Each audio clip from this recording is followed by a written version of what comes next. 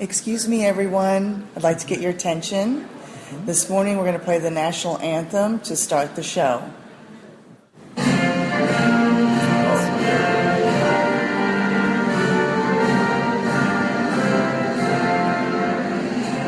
I'm here with Shar Cooper, owner and president of Cable Tie Express. And why, out of all the fastener shows around, why are you at this one? Well, I certainly have been drawn to the All-American Fastener Show and been very supportive of this show for several years. Each time that Heidi has sponsored the show and put it on, I find the venue to be not only exciting and entertaining, but certainly it gives us a great opportunity to meet one-on-one with many of our distributor customers. And certainly geographically, this is a great location for us in the Midwest. We ship our product from Indianapolis, among one of our 3 locations, but certainly enjoy meeting with folks in this area and talking with them in a very intimate setting about how we can help them to grow sales and certainly meet their requirements. Thank you. I'm here with Craig Penlone with Eurolink.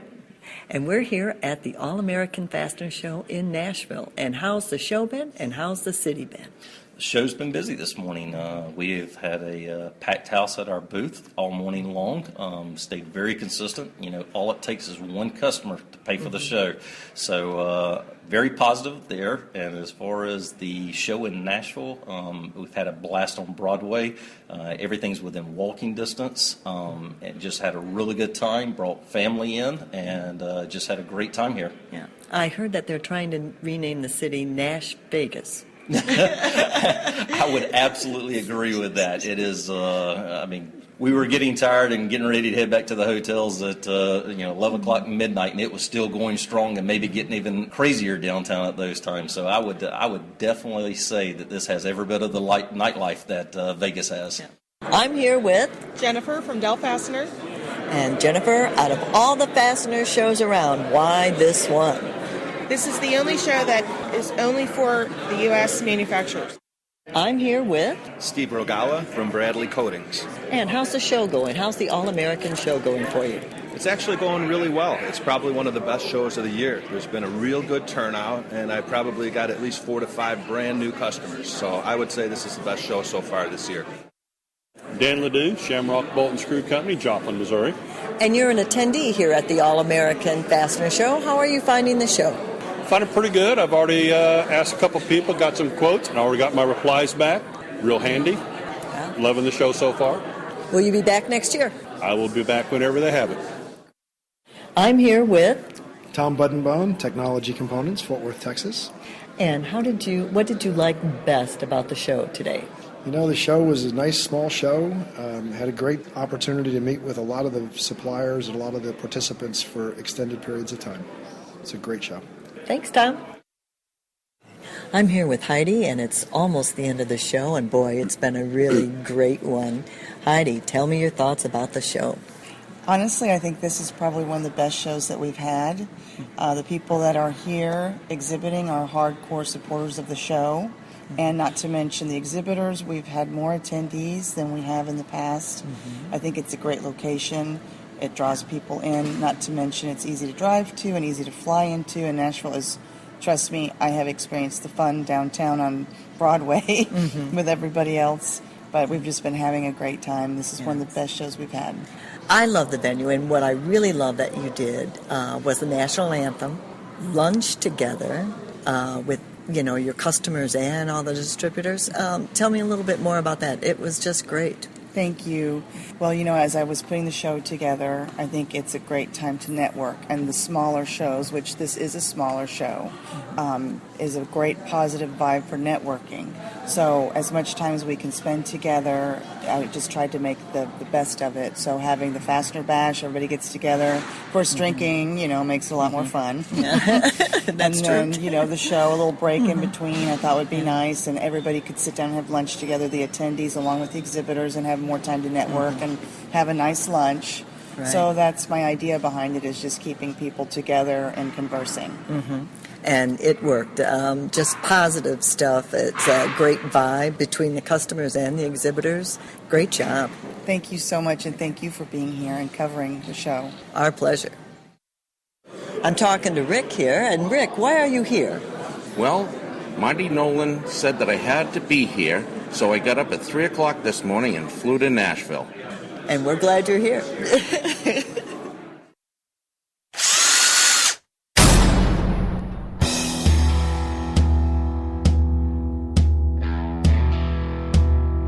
It's time for Fully Threaded Radio.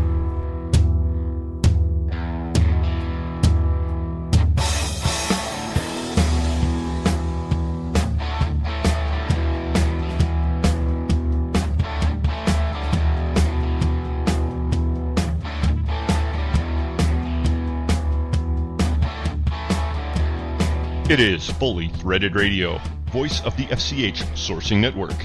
Eric Dudas and Brian Musker here with you, awash in ambient electromagnetic radiation. Feeling good otherwise. Oh, I love electromagnetic radiation. Yeah, it does a lot of good. I don't know what else it does, but I guess we'll find out one of these days. Hey, welcome back from Nashville, Brian. Yes. We had a fun time in Nashville. Nashville was a great choice of a city to have this show, too. And we dallied a little bit in a couple of distilleries in Kentucky on the way back, but now we're here. Oh, that's par for the course when you're down in that direction. Well, I'm glad to hear all the good things about the All-American Fastener Show this year, and we'll be covering that on today's episode. This being episode 97 of Fully Threaded. We're publishing on September 17th, 2015. We're so glad you clicked in, everybody. Thanks for joining us once again. Well, there's tons of news on the fastener front as of late, and you're going to get your money's worth out of this episode, everybody. The feature on this episode is a discussion with Harry Moser of the Reshoring Initiative. We promoted that on the last episode, and he's here with us today. We're going to talk a little bit about some of the things that are going on in Asia and the currency devaluation and its impact on reshoring and what effects importers are feeling on that. We're also going to discuss the shocking FDI results for August. A little bit of a surprise there. Of course, if you're out there in the field, maybe not. We'll cover the All-American Fastener Show, as we mentioned, preview the upcoming Las Vegas Fastener Show, and we'll give you the results of this year's Screw Open, held by the North Coast Fastener Association recently. A couple of surprises on that one, too. Sounds like it was a great day on the links for the NCFA. We've also got a segment featuring the return of cousins Andy and Gary Graham, they of National Threaded Fasteners. They'll be discussing how the younger set is using wireless technology in their day-to-day jobs in the fastener industry. A lot of people commented on their last appearance on the podcast, and we've got them back for you once again. On top of all that, we have the Fastener News Report with Mike McNulty and Marc Strandquist, the Fastener Training Minute with Carmen Vertullo, Association News with Jay Minichino, and we'll also have a quick conversation with Tom Payne.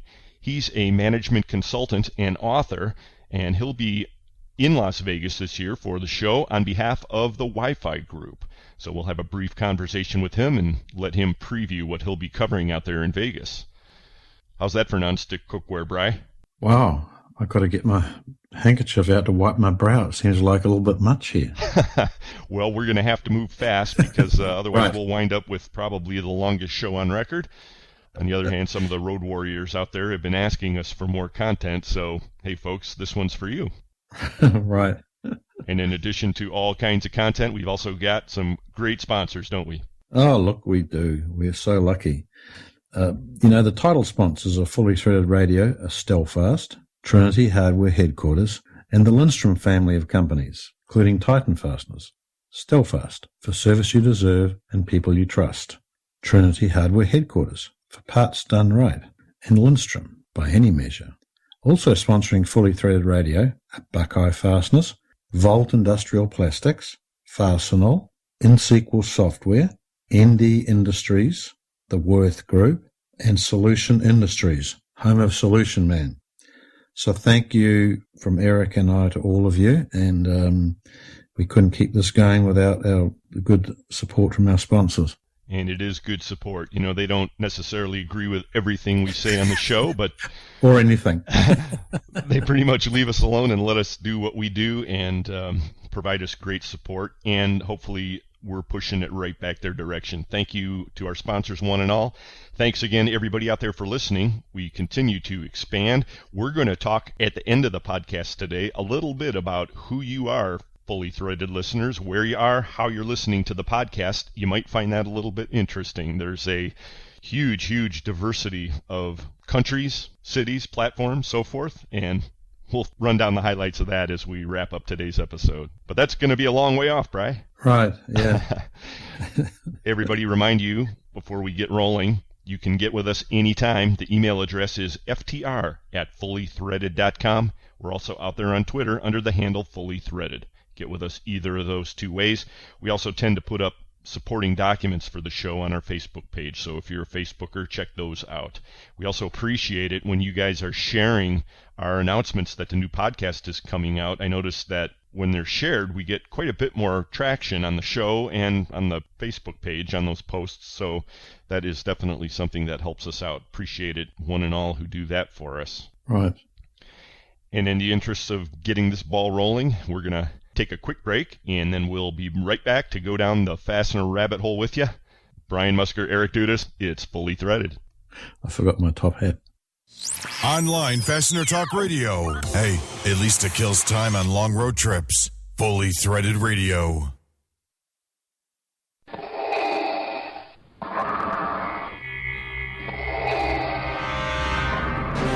Prepare yourselves, Fastener Jedis. Trinity Hardware headquarters announces we are the Plowbolt Empire. Zoom over to TrinityHardwareHQ.com and experience an amazing selection of fully stocked plowbolts and 30,000 varieties of fasteners, including packaged clamps and carriage bolts. You can visit this epic assortment and place orders online 24/7. And our online minimum order is now at an all-time low, $25. This is not your father's Plowbolt Empire, Luke. Of course, if you'd rather chat with an actual live person, you can call direct at 888-232-1010 anytime. Come to the light side, where Trinity Hardware headquarters also provides a long list of services to complete your fastener experience. Custom packaging, kitting, and polybagging available. Make Trinity Hardware headquarters your one-stop shopping destination. And may the parts be with you.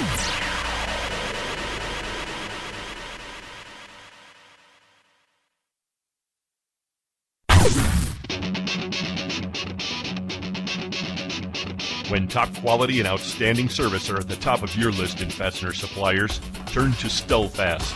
Since 1976, Stellfast has grown to become an industry-leading importer and manufacturer of the highest quality industrial fasteners, specialty items, and automotive parts.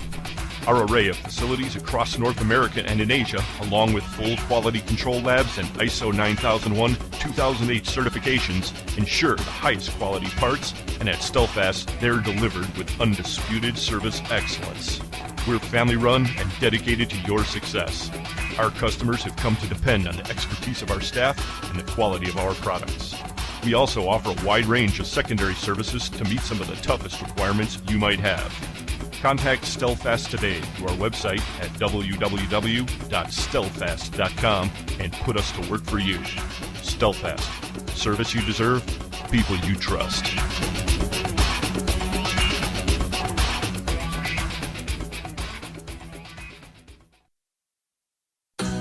You probably know that Lindstrom is an industry leader in metric fasteners. And there's a good chance you know we recently expanded to provide a wide range of high-grade inch fasteners. But what you probably don't know is that Lindstrom has made a serious commitment to earn your socket business. How serious? Well, let's start with 11,000 products. Announcing Lindstrom's expanded line of socket products, including socket head cap screws, flat head socket cap screws, button head socket cap screws, socket shoulder screws, and more. Plain, plated, or patched, in a full range of inch and metric sizes. Special lengths and thread pitches available through in-house fabrication. Always packed to your specification. Lindstrom. Flexibility, choice, and value at every turn. Here for everything distributors need. To learn more about Lindstrom and our expanded line of socket products, visit LindstromSockets.com. Lindstrom, by any measure. To speak with a sales representative, call 1-800-328-2430.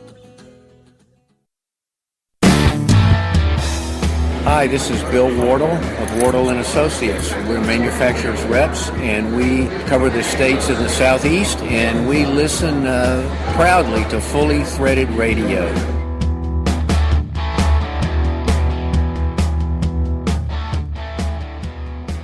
Brian and Eric back with you, fighting for truth, justice, and the fastener way of life. Fully threaded. And liberty goes in there somewhere too. It's implied, Brian. Oh, okay, right. Well, you were a free man for a couple of days while you were out on the open road with the lovely and talented Lynn Dempsey. You headed down to Nashville for this year's edition of the the All-American Fastener Show. Right. Saw a couple of pictures out there, which I dutifully tweeted. Looks like you had some fun. Oh, we did. And Nashville, well, first of all, I've been in Nashville a number of times, but not for a while. Someone has poured a lot of money into Nashville. And it probably costs you more to stay in Nashville than it does in downtown Chicago. Is that right? Oh, yeah. But it doesn't, of course, for me, I'm not that into country music. However, you don't have to be into country music. You can be into any music. Any of the bars, the bands are cycling in and out like every 3 hours all day long, between like 9 in the morning to 1 in the following morning. So you can find any music you want to, and any degree of loudness for that matter too. And for you, they're all loud, right? Yeah, but it's not as if you can just walk for 100 yards. You might be past 5 separate bars, all playing different sorts of music. And each one of the bars has got different bands playing in different levels of them. So you've got a ton of choice. Well, there's a good reason they call it the Music City. Well, it is. And it's a sort of a fun city, actually. I mean, even if you think you hate music, there's just a lot of stuff going there. And you catch up whatever food you like. So it was a good place after the show. It was a good place during the show. Well, the word on the street is that what the All-American Fastener Show lacked in overall volume, it certainly made up for in intimacy. And I talked to several different vendors there, or should I say exhibitors, and really everybody was very satisfied. So a lot of people got some good leads out of it, and geez, it sounds like the All-American is destined to stay with us, and we've heard some hints about the next rendition. We won't let that out quite yet. Probably on the next episode we'll be discussing that a little bit more, but if it goes down the way I'm hearing, should be pretty exciting. So give us a bird's eye view of what went down on the floor this year, Brian.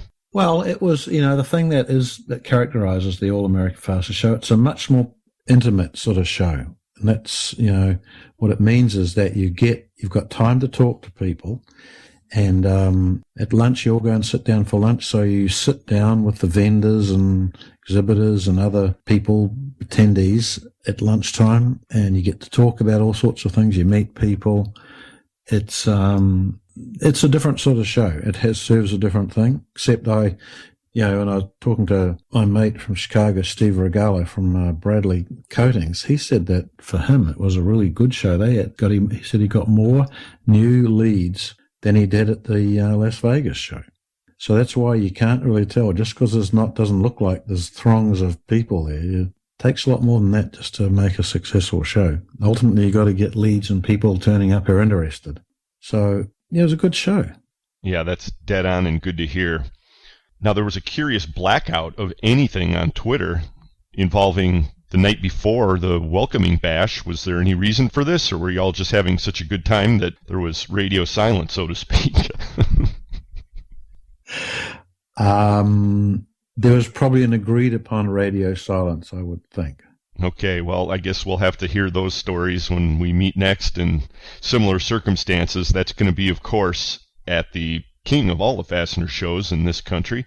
That is the Las Vegas Fastener Show. We're gearing up for that. We have uncharacteristically got FastenersClearinghouse.com, the FCH sourcing network, in a pretty good location this year. We're in booth 205, and hope everybody will be stopping out to say hello to us. It'll be myself, you, Brian, and the lovely and talented Lynn Dempsey, as always. We'll have the Fastener-tron, the Jumbo Fastener-tron, to show off our latest developments and things that are going on with FCH, and I'm really looking forward to it this year, Bri. No, it's going to be a good show. That, of course, is happening October 21st through the 23rd.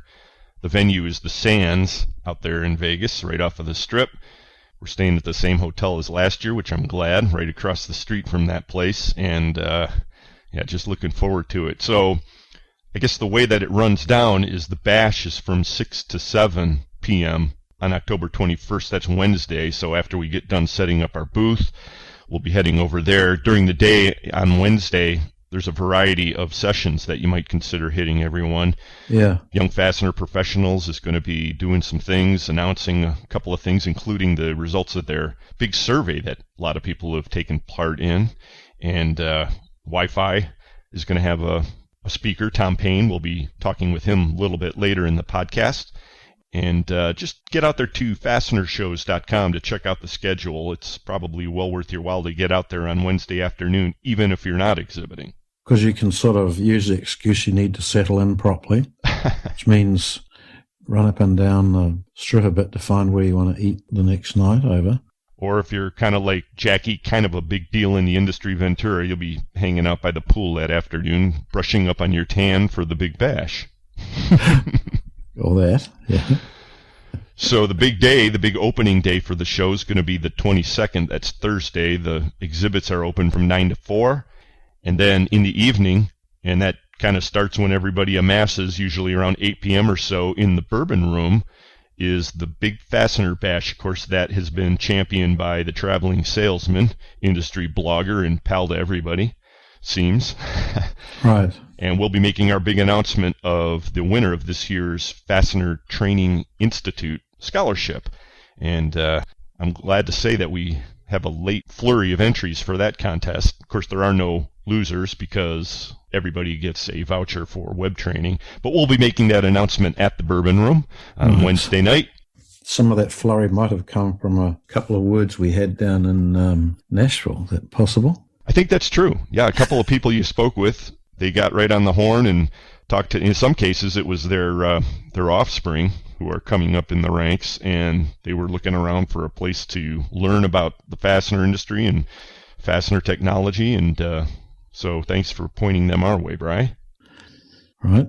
Getting back to the Vegas show then, on Friday the 23rd, the exhibits are open from 9 to, well, let's face it, about 12:15, 12:20. It's actually slated officially as 9 to 1, but if you've been there before, you know what happens around noon or so. But as I said, everyone, FCH will be in booth 205 this year. And let me run down the list of our friends and sponsors, just so that you know where they're all going to be, because a lot of them will be on the floor exhibiting this year. Stelfast will be in booth 1011 and 1014. They've got a prime piece of real estate there on the show floor. Stop by, get your Stelfast monkey, the color of which is still undisclosed. I have been snooping around. No leakers. Again this year, Bri. Yeah. Well, we need another monkey anyway, because Jack's got really sick and tired of Stella. That's the Stelfast monkey from last year. So I came out this morning and Stella was dumped in the middle of the room. Oh, that's a very unceremonious end for any Stelfast monkey, Bri. Certainly was. We have to replace this in a hurry. That Jack the Fastener dog. Right. Trinity Hardware Headquarters will be in booth 1129. I'm sure Dan Zender will be making it out this year. I think he was absent last year. Yep. Our friends at Lindstrom and Titan Fasteners will be in booth 928. You're not going to want to miss Buckeye Fasteners, of course, because I talked with Larry Kelly over there a couple of days ago to make sure that once again this year there'll be free-flowing Old Rusty Bolt beer. And if you're like me, you'll be over there about, I think they get the keg there about noon. I'll be there about 12:01. That's booth 845. Oh, good. That's a good idea. Actually, no, later in the afternoon on the first day. I think Larry arranged to bring one over for me. He's always looking out for you, Bri. And it was very welcome. Yes. Thanks, Larry. Andy Industries will be in 1508. Mike McNulty and Tom Hutchinson will be with Fastener Technology International, as always. They're in 1039 this year. In SQL software, they've got a couple of new things that are happening with the scrubber interface, and they'll be demoing that. Stop by if you're on the fence about where to go. Software-wise, I think the choice is pretty clear, Bri. Of course. That's booth 1211 this year. And last but not least, I don't know what they have lined up, but it's always a surprise. It's always worth stopping by. They've always got great swag. Solution Industries and Solution Man, they're hanging out in 924 this year. Now, I won't get to see them on the first day, but I will get to see them in the morning after, okay? I'll make sure I get a pint glass for you, Brad. Yes, it's usually too hectic. Actually, usually Bob Reynolds has some beer floating around somewhere too, I think, doesn't he? He does. Good point. Yeah, the NSQL booth, there's even more reasons to head over there to booth 1211. Great software, great Frosties. All right. And hopefully everyone's going to keep their nose clean this year, have a great time, and sell some screws. That's the point of the Big Vegas show. Actually, we don't really sell screws. We just sell people on the idea that maybe the web can work. This 2015 otherwise. It's kind of a coverall statement, right? I think Okay. people get the idea. Okay. Right. Hey, everybody, we've got some news coming up later in the podcast about the Fastener Distributor Index, the FDI. The August numbers were, well, a little bit alarming, I'll say. I'm not going to give the number out. Wait for Mike McNulty to release that, but let's just say that they weren't as good as we were hoping. As a matter of fact, they had a little bit of a downturn. And I was perusing Global Fastener News the other day, and this one's out there. By the time you hear this, it'll probably be off the front page, but you can go into their archives if you're a Global Fastener News subscriber. Headline of the piece that I'm talking about was U.S. fastener activity continues to weaken. And I'll read a couple of the highlights from this piece, Bri. Story starts, U.S. fastener imports and exports continued to weaken in July for a fourth consecutive month. I guess when this article was written, they didn't have the August numbers, which is what we're looking at with FDI, but nevertheless, story goes on, U.S. fastener imports of iron and steel fasteners dropped 2% in July. This according to ZPOL data, which was analyzed by globalfastenernews.com. So after flattening out in June, U.S. fastener exports of iron and steel fasteners also declined 3% in July, according to ZPOL. The article goes on to point out that during the first half of 2015, exports actually rose 24%, while imports grew 16%. And then depression set in. As we've seen, because July and August are successively downturn according to the FDI. And people that we talk to seem to be feeling that downturn. Right, but it's not entirely general because I spoke to a number of companies at the All American Fastener Show, and that sentiment was not necessarily what they echoed, okay? That's true. There are always bright spots. Again, we'll be covering this later in the podcast. Marc Strandquist has a couple of comments. He pointed out during this, I'll give a little bit of it away, that automotive is one bright spot. So True. There are areas, but overall, we got to get humping and turn this thing around. Right. We've got Gary and Andy Graham coming up. And right before we get to that, let us just say that we're the people who bring you the FCH Sourcing Network. That's at the website www.fastenersclearinghouse.com. It's a giant online resource for you, everybody. We hope you're out there using it whenever the need comes up. The FDI may be down, but the mighty FCH is cranking along. We're taking a little bit of a hit too, but fortunately, the traction we've been getting in the industry is expanding, and we're fortunate for that. So thanks for using FCH when the need comes up to find a hard-to-find part. If you're looking to move inventory, get with us. You can actually sign up right on the website, but if you'd like to, please contact us, and we'll be happy to work with you. And, you know, I think one of the reasons is I've been trying to analyze some of these numbers because some of the numbers that we used to have measured for years show a decline, but the people who, you know, sell stuff through our site don't necessarily see that quite as much. And I think it may relate to lower percentage of tire kickers, actually. Interesting. Why that would be, I don't know, okay? Maybe it's coming up differently in Google or Bing or something like that. There's something that's slightly different at the moment. It's always hard to take a pulse of this thing because we're always shooting at a moving target. We're always doing things to work on our rankings and attract more users. And, of course, the network continues to grow all the time. But it's interesting when you focus on the quality of the leads that are being generated. maybe that speaks to the fact that there are certain holes in the inventory supply chain again. We've seen that in the past, and possibly with imports slowing down a little bit, that's exactly what we're seeing. So we do know one thing, and that is that the network is expanding, and it's a great place for you if you're in this industry. We try to make it as cost effective as possible. So fastenersclearinghouse.com, we appreciate it, everybody. And what's the website, Bri? www.fasteners.clearinghouse.com. Yeah, don't forget the S, folks. Yeah, I know. It's a very important one. And the S is for stay tuned, because Gary and Andy Graham of National Threaded are coming up next. Yeah, the Graham boys. We'll talk to you in a little bit, folks. When people think Fastener Talk Radio, they think, But then they think of fully threaded radio. Talk radio for the fastener industry. Hey, Sport, you don't look so good. Man, all this walking at the Fastener Show is wearing me out. I don't know if I can keep going. I think I have just a thing to help you out, son. Have you ever heard of Old Rusty Bolt beer? No, what is it? Why, it's only the tastiest, most refreshing, ice-coldest beer around. The amber goodness of Old Rusty Bolt beer is enough to jumpstart any weary fastener salesman. I'll try one. Wow, I feel better already. Hey, mister, what's that name again? Old Rusty Bolt beer, brought to you by the fine folks at Buckeye Fasteners and the Ohio Nut and Bolt Company. Old Rusty Bolt, that's the name, that name again, Old Rusty Bolt. Buckeye Fasteners, more than just weld.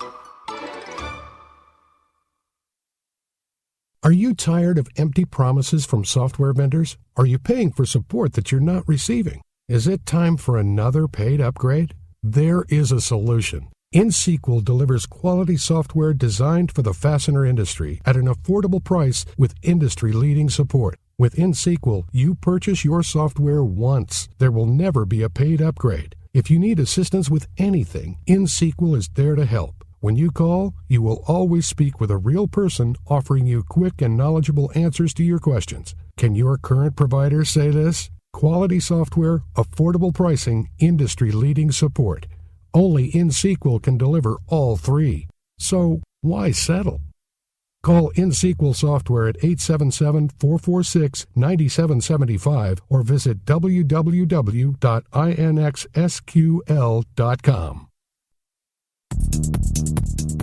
The leading event for fasteners and fixings in Latin America takes place June 1st and 2nd at the World Trade Center in Mexico City. Connect with thousands of fastener and fixing buyers at the Fastener Fair Mexico 2016. Fastener Fair Mexico is produced by Mack Brooks Exhibitions, the leader in international fastener shows and organizers of the Fastener Fair in Stuttgart. This will be the second edition of the Fastener Fair Mexico, and as the only dedicated fastener event in Latin America, it is sure to be a huge success once again. Fastener Fair Mexico is the perfect opportunity to grow your business by reaching new prospective buyers and partners from Mexico, Latin America, and beyond. Whether your business is focused on automotive, aerospace, construction, electronics, or household appliance manufacturing, Fastener Fair Mexico is where you need to be. To exhibit, contact the Fastener Fair Mexico team at 781-791-5011. Mack Brooks also invites distributors from across North America to attend this exciting show. To receive an invitation to attend Fastener Fair Mexico as our guest, please join our mailing list at www.fastenerfair.com/Mexico. Once again, www.fastenerfair.com/Mexico. We look forward to seeing you June 1st and 2nd at the Fastener Fair in Mexico City, and bienvenidos to the North American fastener industry.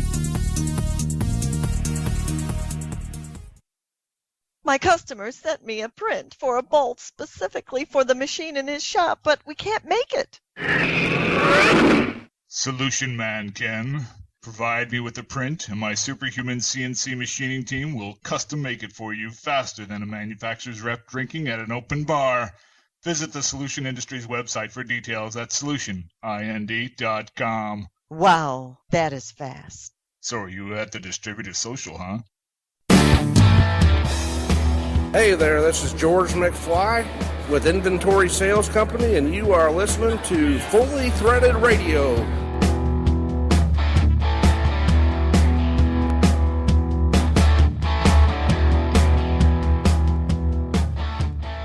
Hey, welcome back to Fully Threaded Radio with another segment with Gary. And I'm Andy. And today we're discussing mobile technology, its place in the workplace today, and how it fits in the workplace today, and some basic etiquette surrounding it. Yeah. Andy, I know you spend a lot of time in the office. Maybe you could tell the listeners, how mobile technology helps you in the office. Oh, well, nowadays, mobile technology, since I actually have an iPhone here, has grown and is very important in the workplace. I think even over the last couple of years, working in the office and being in purchasing, I use it for a number of different things. What are some of those things you use it for? A lot. I have my work email, several work email boxes on there, so I can manage multiple email addresses all from one device. So it takes the ball and chain away from your physical desk. It does, You can work around the area. Yeah, it makes me a little more mobile. Right. If I'm back in the warehouse and, I'm not up at my computer checking for emails, so I can get alerts and notifications right on my phone. Okay. The phone part's huge. I'm out of the office or I'm, doing a pickup or something like that. It's amazing. What do we use these phones for? Everything but the phone Yeah, now? right. I know that's actually the least important. Yeah, this camera has a phone attached to it. Right. I use it for a lot, even pictures. Our company, we're an importer. We get maybe a container that got smashed up a little bit. You need some pictures. I can even send the pictures to the supplier immediately right from the same device. Okay. Yeah, one of the reasons I asked how you use it in the office is I have a slightly different perspective. Being outside sales, I'm on the road a lot. I'm completely away from my desk. And continuing with our theme of kind of how we bring the young and old together, I'm not sure how trips were planned back in the day. Yeah, seriously. I'm glad I carry one atlas as a backup, but I don't have a trunk full of maps for every city I go to. It's all right there. I have a great thing is I get on Google Maps and I plan out my trip. I read a lot about how UPS does it and how they don't make left-hand turns and they do all this. So what I do is try to plan my route in the GPS and Google Maps. And then when I get in my car, it goes straight from my desktop to my phone, and I could just hit go. Yeah. And I follow the route. While you're on the road, you could just Google fasteners, and every fastener company pops up on the map. Right, so you can actually, if you're out on the road and maybe have some free time, you can just go right to Google, find it. Absolutely. Pull it right over to Google Earth or Maps and figure out where you're going. One cool thing I do is, I'm not required to make a lot of cold calls being national outside. I normally have appointments and things set up, but to keep those skills flowing and, to keep in the mindset, I do make cold calls along the way. And if I drive by, Bob's Tool and Supply, it's real easy to pull into a parking lot across the street so you're not like the creepy guy staring through the window. Right. But you can park across the street and Google Bob's Tool and Supply. And kind of see what they do. And yeah, you know what? They're really not in my marketplace. Maybe I won't go. Or, oh, look, these guys are selling this. Maybe I could get my foot in the door here. What about even contacts? Do you look for maybe a contact or? Absolutely. Okay. Something that's known well today is the LinkedIn and Facebook. Oh, right. If you have a meeting with someone, you've never met them face to face, you could always you Google them, check their LinkedIn and Facebook. In the least stalkerish way possible. Get a little bit of background information, yeah. Absolutely. Well, I don't know if you knew this, but 74% of adults over the age of 18, adults, use their smartphones mainly for directions. Really? Yeah. Well, I guess they really took the advice when we said get lost. Yeah. I'm really sorry for that. I apologize. Something else we discussed is the etiquette in the workplace. A few years ago, if your cell phone was out of your pocket, you were like, who's this guy? What's this doing here? And now I could walk through any office in America and see a cell phone on every desk, and half the people are texting or sending some checking it, doing something on it. Right, and scrolling.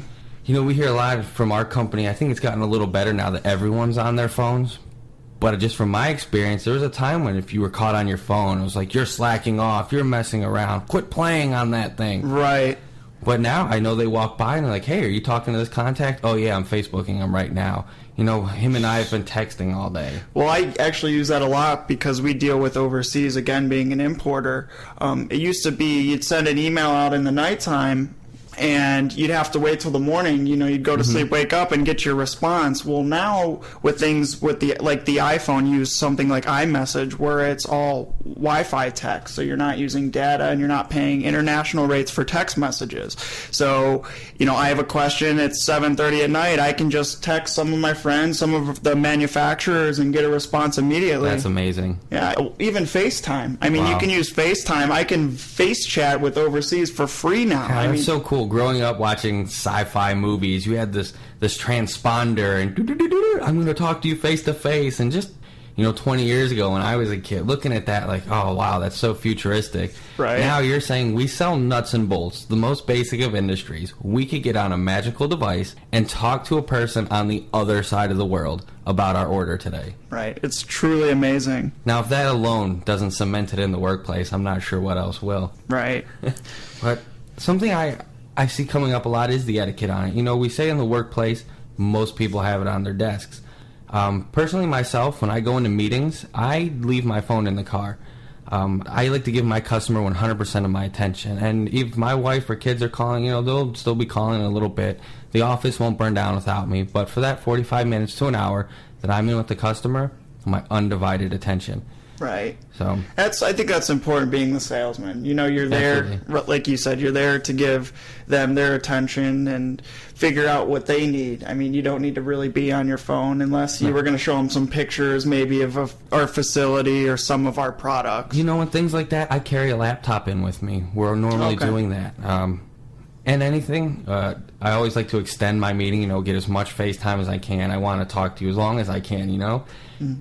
If I have a cool picture, I'm like, oh, you really should see this picture, and they're interested, I'll get another 5 minutes with them as I walk to my car and get the phone. It's a little cheater method. Just so you know, anyone that comes to our building and forgets their phone in the car, we're on to you.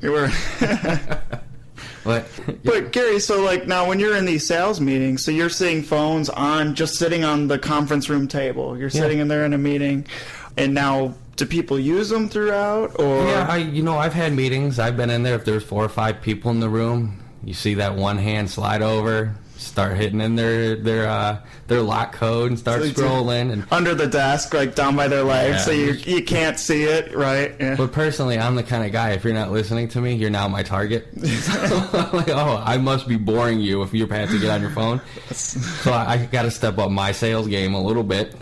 That's funny. But I see it coming up, if I go out to lunch with a customer, then I'm in a public place, and I will take my phone. I look at it as a lifeline. Should anything happen in that public setting, I would like to have my phone, for 911 or comm. Being military background, as soon as your comm's gone, you're lost in the woods. So it's my lifeline. You'll be fine either way. Yeah, I will, I like to put my face paint on and hide in the bushes at TGI Fridays. Every Tuesday. Yeah, it's funnier because it's Tuesday. Right. But, I have people put it on the table as well. We sit down and eat, have a lunch or whatever. I know this is supposed to be a more personal time. You and I chit-chat, and your phone comes out, and you're still checking your emails. You're still on the phone. You're still making calls.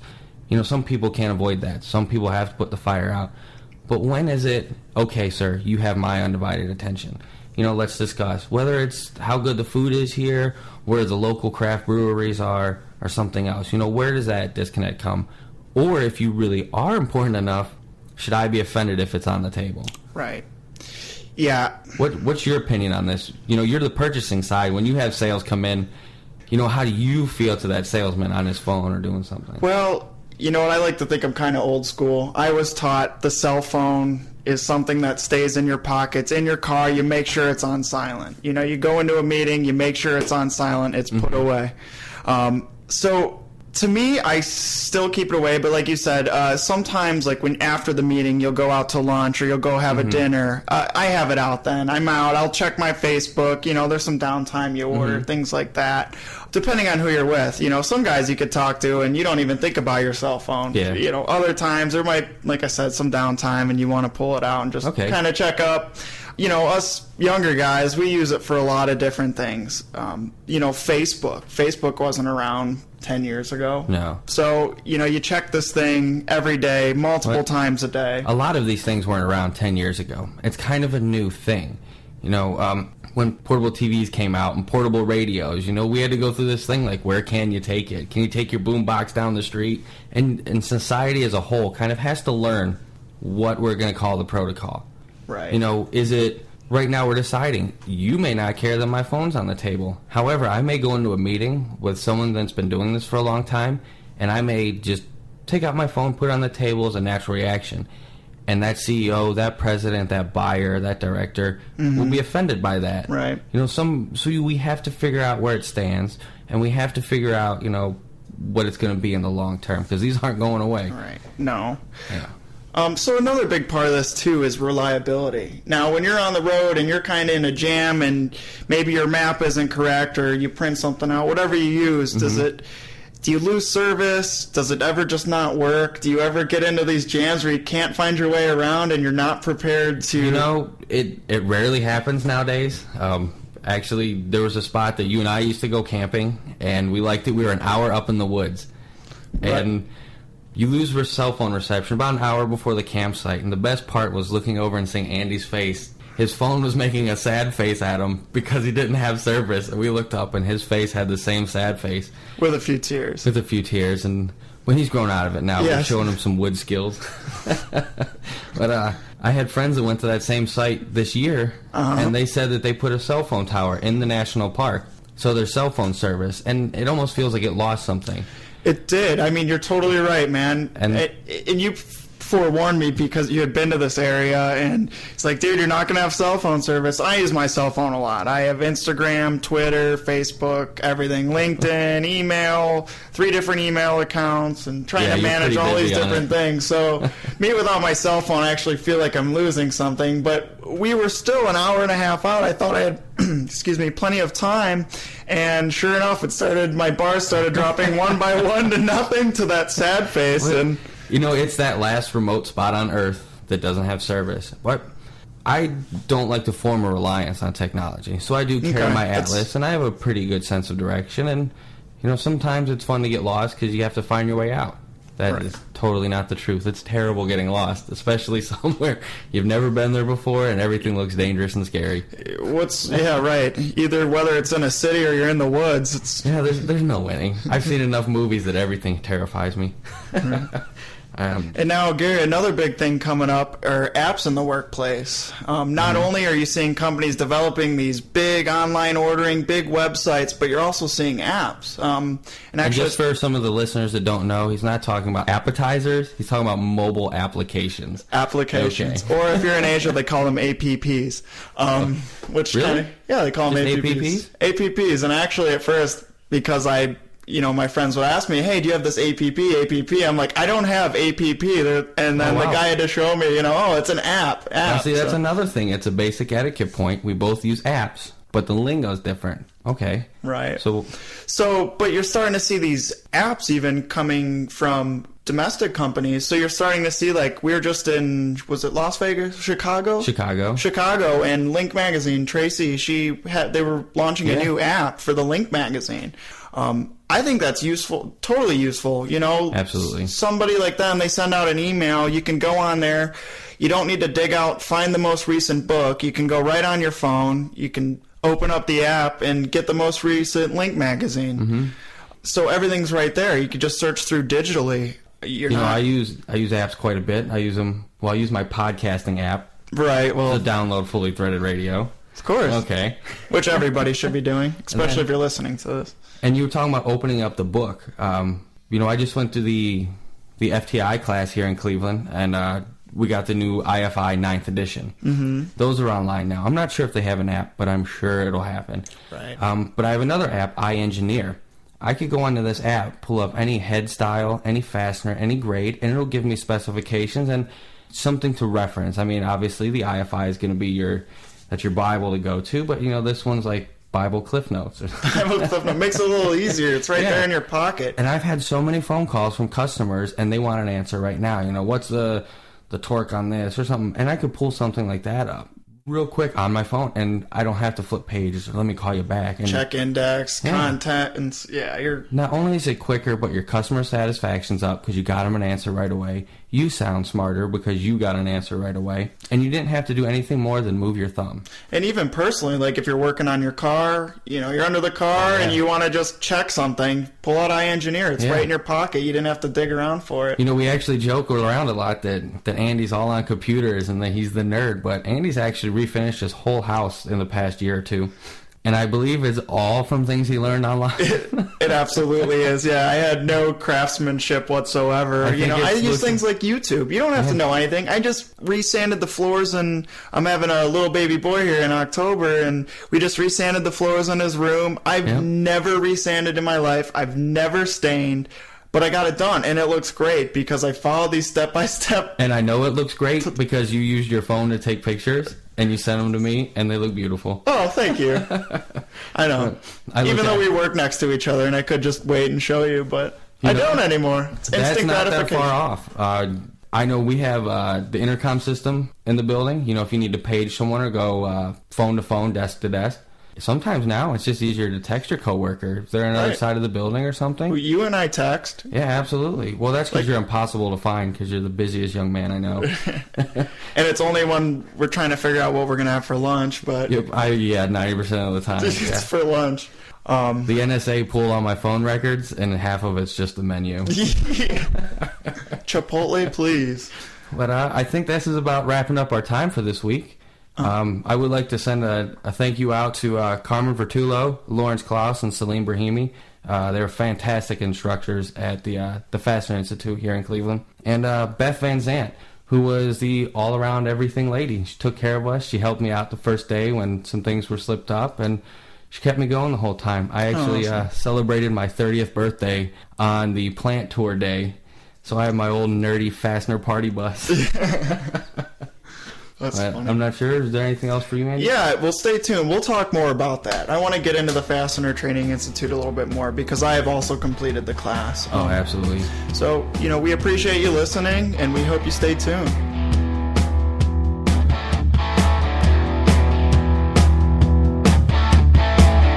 Author Tom Payne is up next. He'll be out there in Vegas for Wi-Fi. Then it's the Fastener News Report. It's fully threaded.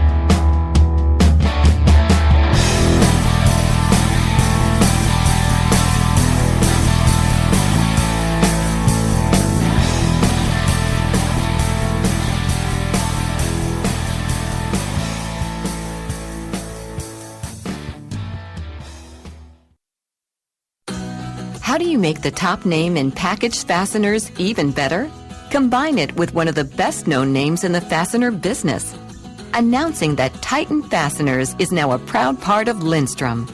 For more than 50 years, the Titan name has provided distributors with experience, technical expertise, and full customer support in every package that's shipped. For fastener needs in in-plant maintenance, industrial and construction, MRO and automotive, fleet, farm, building and grounds. Available by the box, keg, or pallet. Titan means packaged fasteners, and Lindstrom means choice, flexibility, and value. And together, we now offer more than 133,000 SKUs. For value-added fastener solutions in metric or inch, turn to Lindstrom and Titan Fasteners. To learn more about Titan Fasteners, visit titanfasteners.com. Lindstrom, by any measure. To speak with a sales representative, call 1-800-789-8112. Hi everyone, it's Brian Musker. If you're listening to Fully Threaded, then you're no doubt aware of the FCH sourcing network found at fastenersclearinghouse.com. You've probably also heard about our legendary scrubber software that makes listing your inventory on FCH a snap. But have you heard about the new FCH SmartLink interface? With SmartLink, users of Business Edge, InSequel, and Distribution One have a new weapon in the war against excess inventory because each of these platforms now links directly to the FCH Scrubber system through an automated interface. The best part is that this new tool is available at no additional charge to FCH members who use Business Edge, InSequel, or Distribution One. With SmartLink, you can keep your inventory listings up to date with the click of a button, so it's a win-win for all FCH users. The new FCH FastLink interface is really big news, and we'll be thrilled to have your company using it. Business Edge, InSequel, and Distribution One users should contact their software provider for details, or just call me, Brian Musker. You can reach me through the FCH website at www.fastenersclearinghouse.com. That's fasteners with an S, and the S is for scrubber. You know your screws and your brews. That's why now there's a beer brew just for the fastener industry.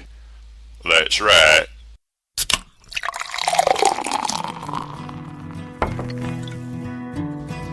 You drove all day to make that call. The beer you'll pour, it must be tall. Yeah. Old rusty bowl. Yeah. Sold those screws and bolts and nuts, and now it's time to fill your guts, that's clear. Old rusty boat, yeah. Forget about cold-filtered, old Rusty's cold-headed, for fastener people just like you. It's the beer that could have made Rockford, Illinois famous, until we had to start importing some of the pure 100% natural ingredients that go into every batch. It's got that full-threaded flavor, but with a third less oxides, so you can keep enjoying Old Rusty long after the warehouse or show floors close down for the day. That's also why Old Rusty's available in quarter kegs and now in convenient pallets too. Keep it flowing, house. Old Rusty Bowl.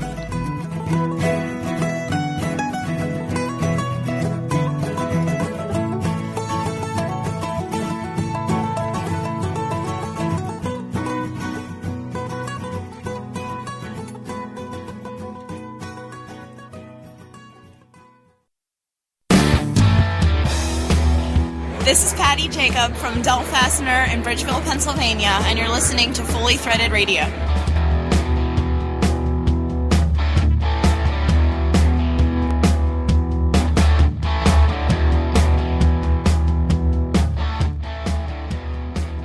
Brian and Eric back with you, Fully Threaded Radio. Actually, Brian had to step out for a moment. Fastener dog issue needed to be tended to. He'll be rejoining us in just a moment. We were talking before the break a lot about the upcoming Vegas show. Always a good time. Hopefully a lot of you are going to make your way over to the FCH booth. We'll see you there. Of course, we always like to talk about some of the events that are happening out there in Vegas. And this year, no exception, Wi-Fi, Women in the Fastener Industry, will be holding a bit of a session, another in their speaker series. This one sounds pretty good. And that's happening on Wednesday. That's October 21st, 2015. And Wi-Fi will be welcoming author Tom Payne to the speaker series. Tom's with us now. He's going to tell us a little bit about that. Mr. Payne, welcome. Thank you, Eric. So Wi-Fi always does a good job. I'm sure this time it'll be no exception. Your topic is, or at least the theme is, get your smart on. Think, create, succeed. What's your background and how did you get hooked up with the Wi-Fi group, Tom? Well, my background is I've worked in a variety of positions in the medical device industry, primarily in sales and marketing roles. And I've been a management consultant working with firms both in Europe and in the United States on things for like creative problem solving, communication, sales, and so forth. And I've known the Wi-Fi group since before it became a group. I'm friends with Lou Aderman, the founder, and she would discuss ideas she was having about this group with me prior to getting started. And she's taken that bull by the horns, and it's really started to flourish. I'm very proud of her. Oh, that's great. Yeah, that figures. I've had numerous bull sessions with Lou, and she's always thinking about new ideas and so forth, so this sounds like a natural. Now, I'm reading off the Wi-Fi website. That's fastenerwomen.com, everybody. You can get out there and register for this session, again, happening October 21st, 3 to 5 p.m. And you are going to discuss building a diverse, creative team that'll give everybody a chance to ramp up their skills, their innovation solution skills, and turn that into a competitive advantage. That sounds fascinating. What is your approach to creating that sort of an environment, Tom? Well, first of all, we say think outside of the box, but essentially we are the box, and it's very difficult to think outside of ourselves. And so we look into ways that you can engage in what's called divergent thinking. We have basically two mental systems. One is this unconscious, more emotional mental system that works below the surface. It makes associations and everything, and it's more creative. It diverges. It sort of spreads out in many directions. Then we've got the rational conscious mind, which is a convergent system. It's critical. It can hone to a fine point. And these two systems can operate very well together when we have them working according to a certain plan. But oftentimes, people try to mix the two at the same time, and they work at cross purposes. And so the rational conscious mind can be a killer of creativity. It has its role, but so does the more creative, emotional, subconscious mind. That sounds deep. Well, I think the Wi-Fi audience will be up for that. And incidentally, you do not have to be a woman to attend this event. I've been to several in the past, and it's usually a pretty good mix of genders. So you have a four-pronged approach to creative problem solving. Is that what I read? Yeah, and it's really simple. I'm just giving you sort of the background of the fact that there is a neurological basis to how this works. But if you think about it, when are you at your most creative? It's oftentimes late at night, in the shower, walking, when your mind defocuses and you start diverging in your thinking. And that's what we're getting at. It's something that we can easily tap into, and we need to. And the first step of this process, the most critical step, is what they call clarifying. You have to choose the right problem to solve. Because if you don't, you can be sending your company's energies in a direction that's less than profitable, or that completely moves you off the right path to profitability. I'll give you an example. Google and Apple figured out very quickly that mobile computing was where computing was heading. And Microsoft, it took them a little longer to figure that out. And now Microsoft is scrambling in the tablet area, in the phone area, the smartphone area, and things of that sort. So Microsoft's a great company that's done many things well, but during the clarifying stage, we have to figure out what the most important problem is, and then we start using the creative brainstorming, ideation process to start developing better solutions. That seems pretty logical, almost too logical, but I'm sure you're going to expand on that during the session. Again, on October 21st, 3 to 5 p.m. Everybody get out there. You can register in advance of this event. The website again, fastenerwomen.com. Now, you've written a book about this subject as well, have you not, Mr. Payne? I've written a book on a variety of different topics, but mainly the one I'm interested in mentioning to this audience is one that deals with the job search process, particularly interviewing. I've worked in a consultative basis with private clients, and I've also volunteer coached to help them. And one thing I've noticed is people are woeful when it comes to interviewing because it's one of the most difficult sales experiences they'll ever encounter, and they've had very little or no training. And so this book shows them how to present themselves in a way that doesn't seem salesy and has been extremely effective. It's called The Path to Job Search Success. How can people get more information about that? If they go to my website, tompayne.com, that's PAYNE.com. They can find out about that, about a book I wrote on sales that was favorably reviewed by Neil Rackham and other things as well. I think that's out of the box thinking right there. A lot of people don't perceive their job search or their interviewing process as a sales job, but in essence, that's what it is, isn't it?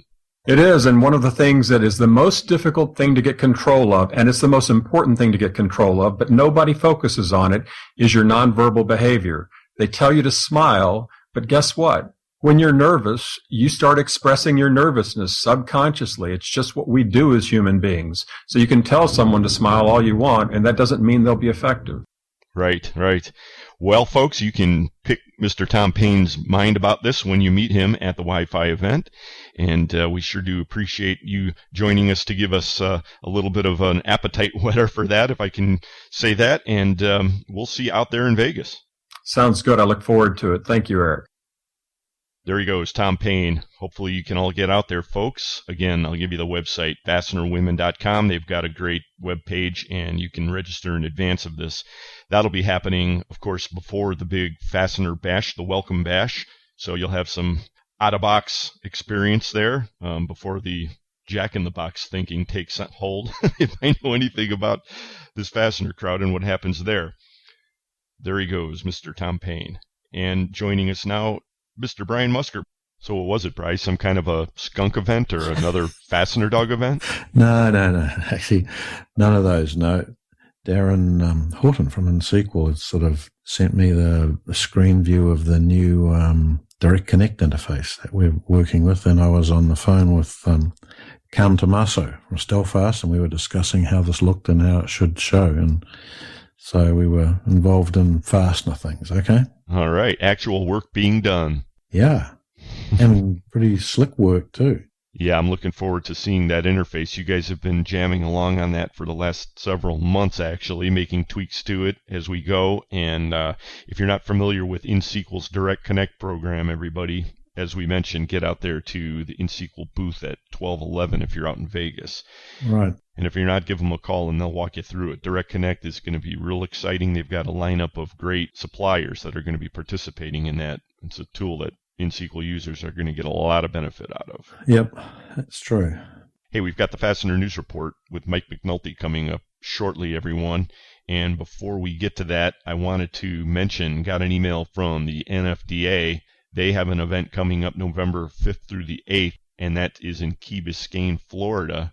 It's their annual executive retreat, and they have one heck of a lineup this time around. If you're not an NFDA member, I know they've been making a push to get more members, and our buddy Tom Buddenbone is the membership coordinator or the ambassador emeritus for NFDA. I don't even think he's on the board. They just can't find anybody who does a better job than Tom. But I'm sure he'd be glad to talk to you, and if you're looking for an invite to this event, my guess is you'd probably be welcome, and it sounds like it's going to be really worth it. They've got a lineup of sessions that really sound second to none. Marc Strandquist and Jennifer Roots will be discussing success with CRM. They've got a program being put on by the Dairies, Bill, Jim, and Adam of Field Fastener.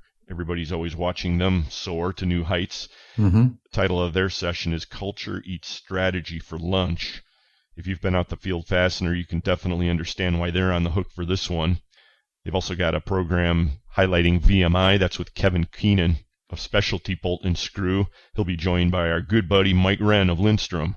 So two heavyweights talking about a very interesting topic, and there's a lot of you in the audience that are definitely up against or involved with VMI. So right down the middle of the alley, finally, doing business in Mexico. That's with Mark Shannon of Tower Fasteners and Steve Delaclis of Lehigh Armstrong.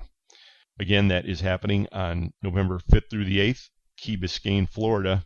And the NFDA is looking for new blood, so contact them if you're interested in attending that. Right. In other association news, this came to us by way of Marty Nolan, he the current president of the North Coast Fastener Association, and the reporting was done by Dave Audia of Advanced Components. The annual Screw Open was held a couple weeks back, and sounds like it was a beautiful day on the links. I don't know, it seems like every time I don't go, they have beautiful weather. When I attend, it's a rain out, but I was sorry to have missed it because it sounds like it was a great day. Of course, we sponsored a hole as usual, Bri, so you can feel good about that. We put that out on Twitter. Yeah, I saw a picture of the Graham boys standing next to some little logo there. Uh-huh. Well, a lot of our buddies took place in this one. The winners overall this year were American Ring. Their team of 4 took first place, and they beat out just slightly Buckeye Fasteners, including Larry Kelly, Jim Costello, John Mosley, and Tim Morgan. As it turns out, both teams shot a 49, but in the end, American Ring won it out in a handicap tiebreaker. Oh. So it was a real squeaker out there, and congratulations, Team American Ring. Yep. Now, here's a good one. Long drive went to our buddy from Solution Industries, Andy Nagy. Whoa, okay. Yeah, he's somebody I tend to think of him kind of as Andy Happy Gilmore Nagy, because if you've seen him golf, man, he's very unorthodox. And I tell you, he doesn't necessarily always hit it straight down the fairway, but man, when he gets a hold of one, it goes forever. And he won it once again. I think it was 2 years back I was with him when he shot this thing. I don't know how far it went, but I think they found the ball eventually, and congratulations to you. Matter of fact, I think, Bri, after we get done with this episode, I'm going to fire off a 30-pack of Busch Light. We didn't supply our usual prize this year. I never got around to it. But, Andy, keep your eyes open. You got a 30-pack coming your way. Okay. Good. In other honors, from Swaco, Jim Costello got the closest to the Pin Award. So that was pretty cool. And then, let's see, there were 3 skins awarded. That must be some kind of a golf thing. I'm showing my neophyte status as a golfer. Do you have any idea what that means, Bri? Absolutely none. I'm sorry. You should have given me a few seconds warning, or I could have quickly looked it up on Google. Yeah, I should have done that myself. Well, American Ring was back in the mix there. 2 skins went to them. One of them went to Gary and Andy Graham from National Threaded. We just heard from them. And Tim Roach of EFC and Scott Fadiga of KJ Fasteners took home a skin as well. Don't know what it is, but hope you enjoy them, guys. Yeah. So thanks to Marty and Dave for passing that info along. The NCFA Screw Open, always a good time. The Fastener News Report is brought to us today by Volt Industrial Plastics and Fastenal. I'd like to thank our title sponsors, as always, again, right before we get to that. They are Stelfast, Trinity Hardware Headquarters, and Lindstrom. And now for a jam-packed Fastener News Report, a man who is hyper-focused on the fastener industry. Here's Mike McNulty. Thanks, Eric and Brian. This is Mike McNulty from Fastener Technology International Magazine, bringing you the Fastener News Report, which is sponsored today by Volt Industrial Plastics, makers of the world's finest plastic fasteners. Well, our collective video screens are once again saturated with American football, and I am pleased to see the action on the gridirons once again. But I'm not so enamored with the explosion of advertisements for fantasy football sites. The promise of quick riches and online gambling fun might be appealing to some fans, but not me. I am just too focused on fasteners and ready to deliver the Fastener News Report. In today's report, we're going to reveal the August results of the Fastener Distributor Index, also known as the FDI. Also in today's broadcast, we have newsmaker headlines from Innovative Components, the NFDA, Northeast Fasteners, the NCFA, Valley Forge and Bolt, American Fastener Journal, EFC International, the Las Vegas Fastener Show, the Hillman Group, Field, and Doka Fasteners. We also have an update from the Fastener Industry Coalition, and on the back page report, we're going to talk about economic freedom. We will get to all of that and the FDI results for August right after this. Volt Industrial Plastics is the source for all your high-quality plastic fastener needs, and customer service is their #1 priority. With almost 1 million fasteners in stock and same-day shipping on stock items, Volt Industrial Plastics carries inventory so you don't have to. Volt manufactures everything in-house from over 125 different materials, and they're proud to say 100% of their products are American-made. And of course, custom tooling and in-house bagging is available. Contact Volt online at www.voltplastics.com. Volt Industrial Plastics, makers of the world's finest plastic fasteners.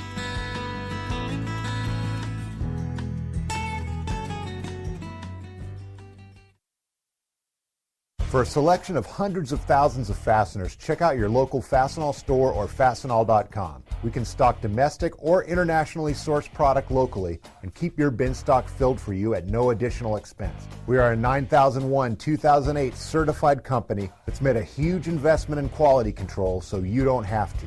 And if you can't find it on our shelf, we can make it for you at the quantity you need at one of our many manufacturing facilities. Learn more by contacting your local Fastenal store or visiting fastenal.com today. I need 5,000 3/4, 10 by 9 and 3/4 grade 8 zinc yellow tap bolts right away, but they're not a standard size. Solution Man Ken. I carry a wide variety of sizes and I can quickly cut them to any length. See Solution Industries website for details at solution.com. Using your bare hands? I do use a saw in smaller parts, actually. Mike McNulty. Mike McNulty. Focused, focused, focused. In August 2015, the FDI dropped for the second straight month to a seasonally adjusted level of 46.7, a big drop from last month's reading of 49.8. Fastener Distribution Index data is collected and analyzed by BB&T Capital Markets, the FCH Sourcing Network, and the National Fastener Distributors Association. The FDI seeks to identify demand, pricing, and outlook trends within the American fastener distribution industry. To get some insights on these results, we talked to Marc Strandquist of the Worth Group. Hi, Marc. Thanks for joining us on the Fastener News Report. Hi, good afternoon. We announced just here that the FDA has dropped a couple more times, and what do you see from looking at the details of the report? Well, I think it's accurate in terms of what we're seeing in the marketplace. August was a disappointment throughout North America, really. Most big and small distribution companies reported either flat or meager increases. Some, actually reported some having sales that are less than the year before.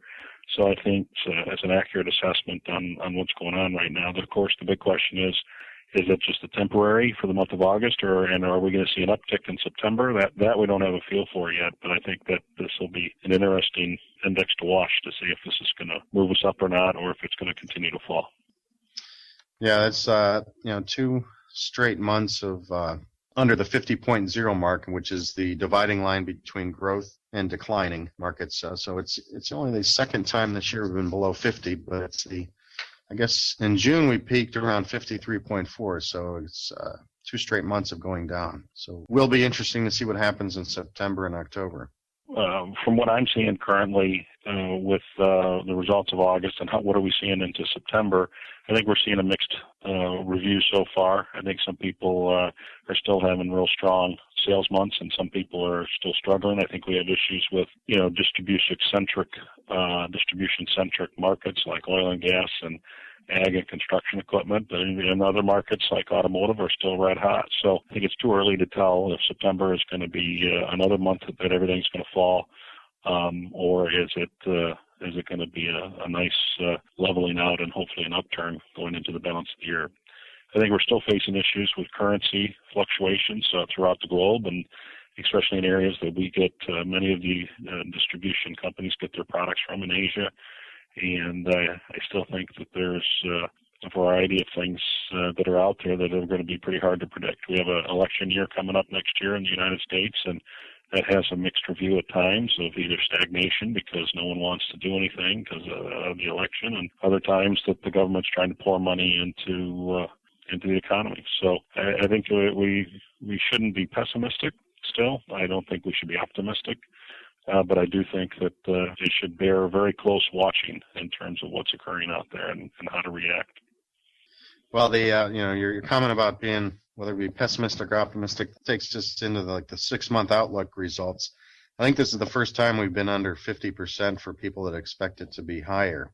We had 45% expected to be higher, and then we had a tie for same and lower, both coming in at 27%. So that lower one's going up for sure, and the higher one's coming down. Any insight on that, or it just is what it is? People are lower expectations. Yeah, I don't know. I think it is what it is, and I think that 1 month is too early to label this yet, but I do think that it's something to watch, and we're going to see what happens in the next couple of months. Yeah, on the bright side, the results came in that unemployment was growing, and that's probably the only bright spot here. Anything else that you saw as maybe being a bright spot? No, actually not right now. Nothing to cause optimism. I mean, except automotive. Yeah, I mean, that's about the only thing that's really jumping out there. So I think it's a point we need to still be concerned about. Yeah, I saw a report coming out of Germany. It's, all the automotive markets are doing well. So one bright spot. Yep. Good. All right. Well, then. Okay. So everybody should stay tuned and listen to listen to how this progresses for the rest of the year. Yeah. Well, thanks for joining us once again. We'll look forward to talking to you next month. Very good. Thank you. Okay, that was Marc Strandquist of the Worth Group. And if you want to participate in the FDI, in the data that is collected, you can visit www.fdisurvey.com. Next up, today's Fastener Newsmaker headlines. In celebration of Manufacturing Day 2015, Innovative Components, located in Schaumburg, Illinois, will open its doors on October 2nd to over 100 students, customers, prospective clients, vendors, community members, and employees, family, and friends. Planned events include a Schaumburg facility tour, a live remote tour of the firm's Costa Rican facility, as well as a closest to the pin contest in the firm's golf simulator room. As you heard from Brian and Eric earlier, the National Fastener Distributors Association will hold its executive retreat from November 8th to 10th at the Ritz-Carlton Key Biscayne, Miami, in Florida. Also, in late-breaking news, the NFDA will be rolling out a new mentoring program at the Las Vegas Fastener Show. The program is called AIM, and it is being organized between the NFDA and the Young Fastener Professionals Group. Casey McElhon, NFDA president, had this to say about the new program. For those listeners who may have attended the NFDA meeting in Chicago, where Brian Wheeler and Melissa Patel from Young Fastener Professionals, or YFP, offered a great presentation on bridging the generational gap in the workplace. I mentioned the potential that YFP holds as a farm system for fastener industry leadership. I am proud to announce that we are putting the finishing touches on a program that will help to develop this industry's future leadership, a program that YFP has partnered with the NFDA on, and it is called the AIM program, which stands for Advancing Individuals Through Mentorship. The basic premise is that we will look to match a mentor from within the NFDA along with a mentee from the YFP with the goal of developing a more diverse leadership pool for the fastener industry. There will be more information available on this at the upcoming Las Vegas Fastener Show, or you can also email me or the NFDA directly. However, I can state that our first step will be to begin the process of recruiting NFDA mentors into the AIM program. Sarah Chisholm has joined Northeast Fasteners Corporation in Terryville, Connecticut. With over 10 years of experience and a comprehensive fastener sales background with Fastenal, Sarah will take on the position of NEF Sales and Account Rep. Two upcoming events being planned by the North Coast Fastener Association in Ohio include the October 1st Ernest Machine Tour in Rocky River and the December 10th Holiday Bash Elections in Cleveland. The newest NCFA members are Nutco in Seville, Ohio, and Ottawa Products in Curtis, Ohio. At Valley Forge and Bolt Manufacturing in Phoenix, Arizona, the company's newly installed heat treat department has settled into full production mode. Forecasted production schedules are being met, and operator training is in full swing. Mike McGuire tells us that he is slowing down and stepping aside after 3 decades plus of publishing the American Fastener Journal. Mike has sold it to Tom Moser, who has been with the magazine for 25 years. Tom had this to say about buying the magazine. Well, I want to congratulate Mike on his retirement after 30 years publishing American Fastener Journal. I've worked with him for the last 25, and I'm excited to continue working with our advertisers, our readers, to continue to bring writers, technical articles, information about the fastener industry. Gunter Rutkowski, Director of Sales, announced the appointment of Paul Musgrove as Distribution Sales Manager for EFC International in St. Louis, Missouri. Paul will be responsible and work with EFC's network of manufacturers reps. Susan Hurley reports on the 35th National Industrial Fastener and Mill Supply Expo scheduled for this October in Las Vegas. A complete sellout is expected as they've already sold 815 exhibit booths to 623 companies from out the USA and 19 other countries. 108 of the exhibitors are new to the show, and the machinery and tooling area will be included once again. Gregory J. Glukowski Jr. has been named President and CEO of the Hillman Group and a member of the company's board of directors, effective September 8, 2015. Glukowski joins Hillman after serving as President of Hardware and Home Improvement for Spectrum Brands Holdings, a former division of Stanley Black & Decker. Field, the global distributor of fasteners and other small components, based in McKesney Park, Illinois, has once again been named one of the fastest-growing private companies in America, earning a spot on the Inc. 500/5000 list for the 5th consecutive year. And our top fastener newsmaker headline is that Doka Fasteners Incorporated, which began production in 2011 at the plant in Auburn Hills, Michigan, to support the wind industry in the Americas, will cease operations by the end of 2015. The closure only affects the Auburn Hills facility and not the operation located in Doka, Norway. Doka Fasteners management said that the decision was difficult after just committing to build the state-of-the-art facility in 2010. Although the plant startup went well, the business was hurt by three main factors. Number one, uncertainty due to the state of the wind industry in the United States. Number two, the presence of inexpensive fossil fuels. And number three, the strong USA dollar. The Doka Fasteners Norway plant will continue to support all customers. Now stay tuned for a Fastener Industry Coalition news summary delivered by FIC board member Jay Minikino of BMB Fasteners. Hello everyone, I'm Jay Minikino and welcome to the Fastener Industry Coalition's Association News for September. The FIC is excited to support National Manufacturing Day on October 2nd as an event that is very important to the continued growth of our industry. In the U.S., manufacturing is making a resurgence, and this event is a chance for us to highlight the importance of domestic manufacturing within the fastener industry.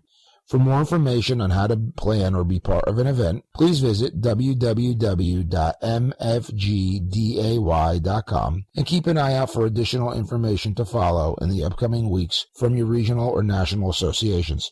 MWFA.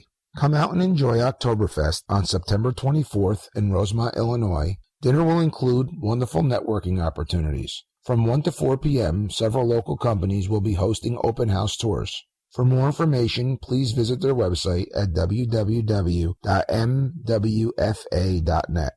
NFDA. NFDA has open registration for their executive retreat scheduled from November 8th through 10th at the Ritz-Carlton in Key Biscayne, Florida. Programs for this event include Cultural Eats Strategy Lunch, VMI opportunities with your suppliers, doing business in Mexico, and success with CRM. For more information, please visit their website at www.nfda-fastener.com. PacWest. PacWest invites you to join them for their Fall Fastener Conference at the Albuquerque, New Mexico International Balloon Festival from September 30th through October 3rd at the Hyatt Regency Tamaya Resort in Santa Ana, Pueblo. For more information on this event, please visit their website at www.pac-west.org. Wi-Fi. Wi-Fi is pleased to host their 6th annual Speaker Series event at the Las Vegas show for both men and women with guest author Tom Payne on October 21st from 3 to 5 p.m. The event will include an Apple Watch raffle and much more. Wi-Fi has formed a partnership with Women in Manufacturing, making it 500 members strong. For more information, please visit their website at www.fastenerwomen.com. Please come out and support these and other great events hosted by your regional or local associations. This has been the Fastener Association News, bringing the industry together, one fastener at a time. Finally, let's turn to the back page to talk about economic freedom. The Fraser Institute has released its annual Economic Freedom of the World report, which measures levels of personal choice, the ability to enter markets, the security of privately owned property, the rule of law, and regulations and government policy in 157 countries and territories.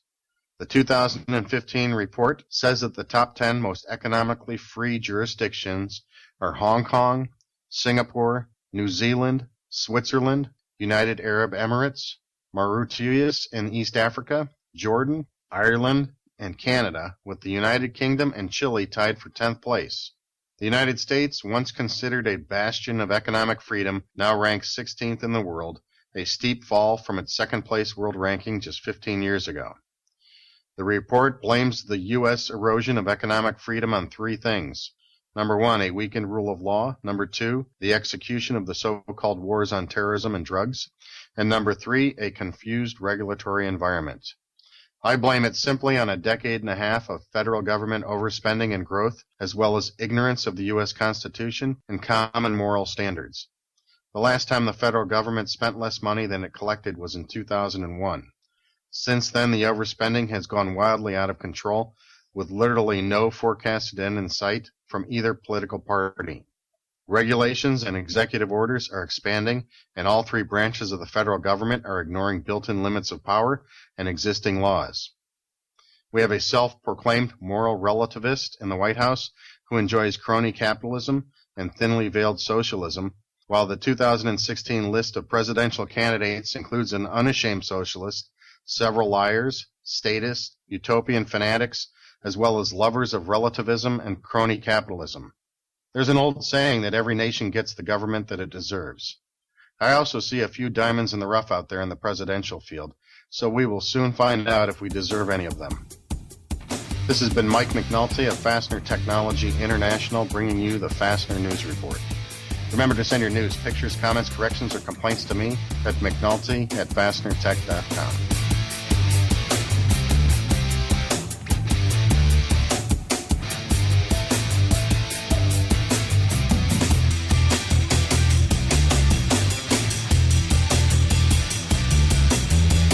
Reshoring crusader Harry Moser's up next. Don't miss it. It's Fully Threaded.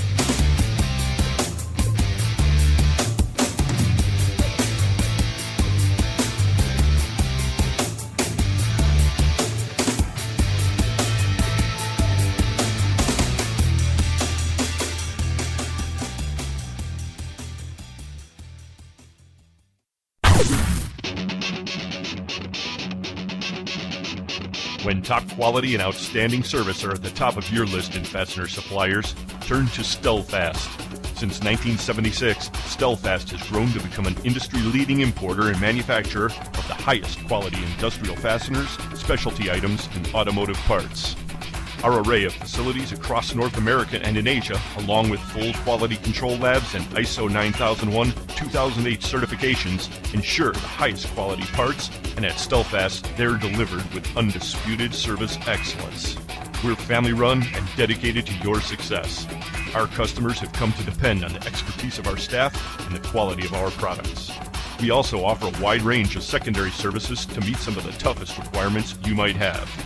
Contact Stellfast today through our website at www.stellfast.com and put us to work for you. Stellfast. Service you deserve, people you trust.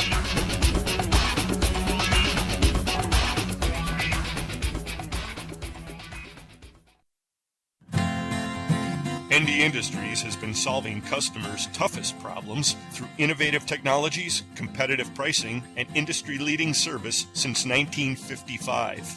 A family-owned business, ND Industries manufactures and applies fastener locking, bonding, sealing, masking, and assembling products. Their pre-application process makes fasteners ready to use at the point of assembly, resulting in reduced labor costs, time savings, and superior quality assurance. As a fully integrated company, ND handles all aspects of operations from formulating custom chemical compounds and coating fasteners to providing inline inspection, packaging, and delivery services. ND Industries serves the global market with 13 divisions in the continental U.S. and also facilities in Taiwan, China, and Turkey. Learn more about ND Industries at our website at www.ndindustries.com. ND Industries, innovative technologies, competitive pricing, and industry-leading service. Contact ND today.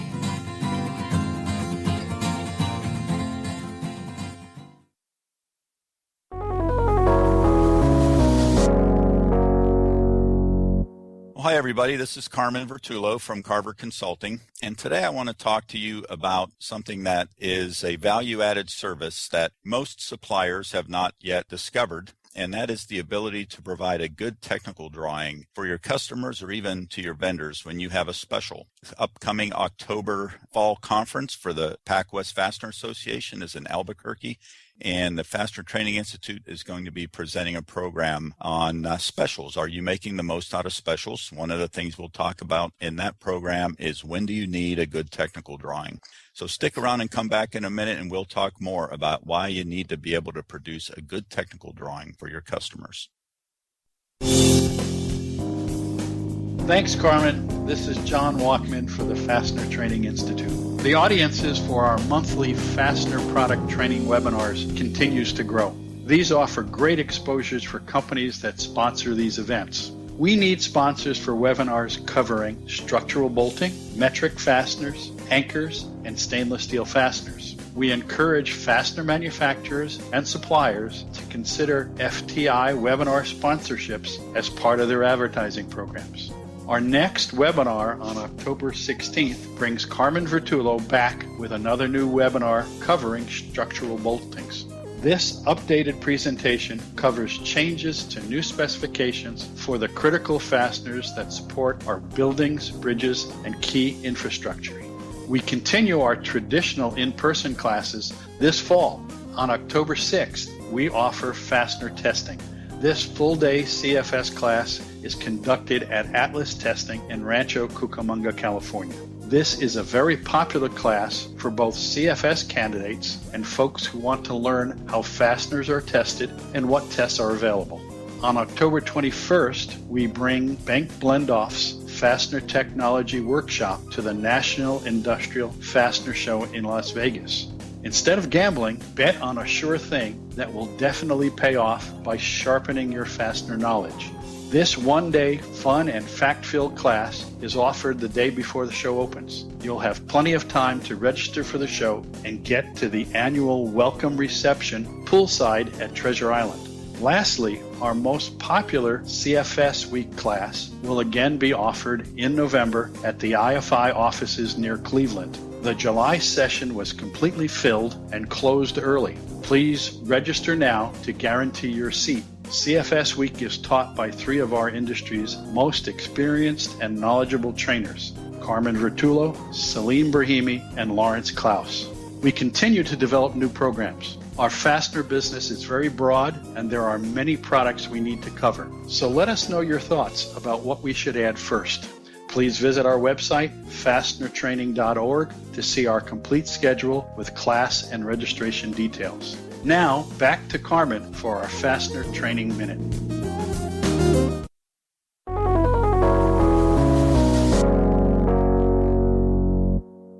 Well, welcome back again, everybody. This is Carmen Vertullo with the Fastener Training Minute, and I'm from Carver Consulting and the Fastener Training Institute.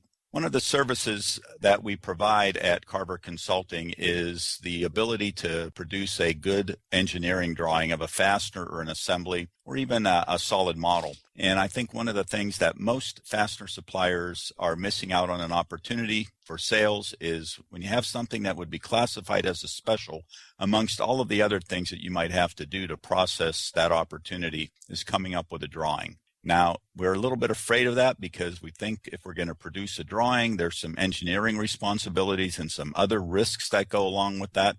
And in fact, there are, but they're very manageable. And we can show you how to manage those through the Fastener Training Institute as well, but also at Carver Consulting.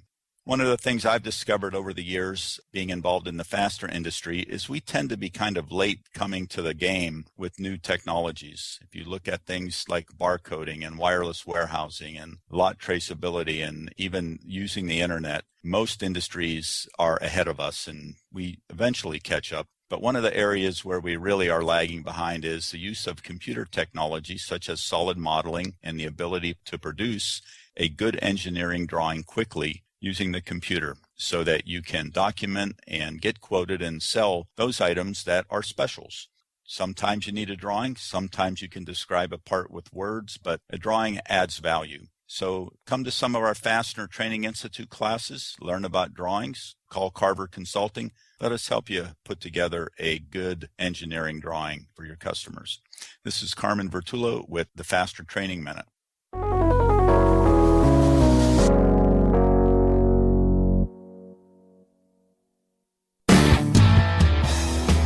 Hi, I'm Ted Grove with JJJ Fastener Drilling Company, and you are listening to Fully Threaded Radio.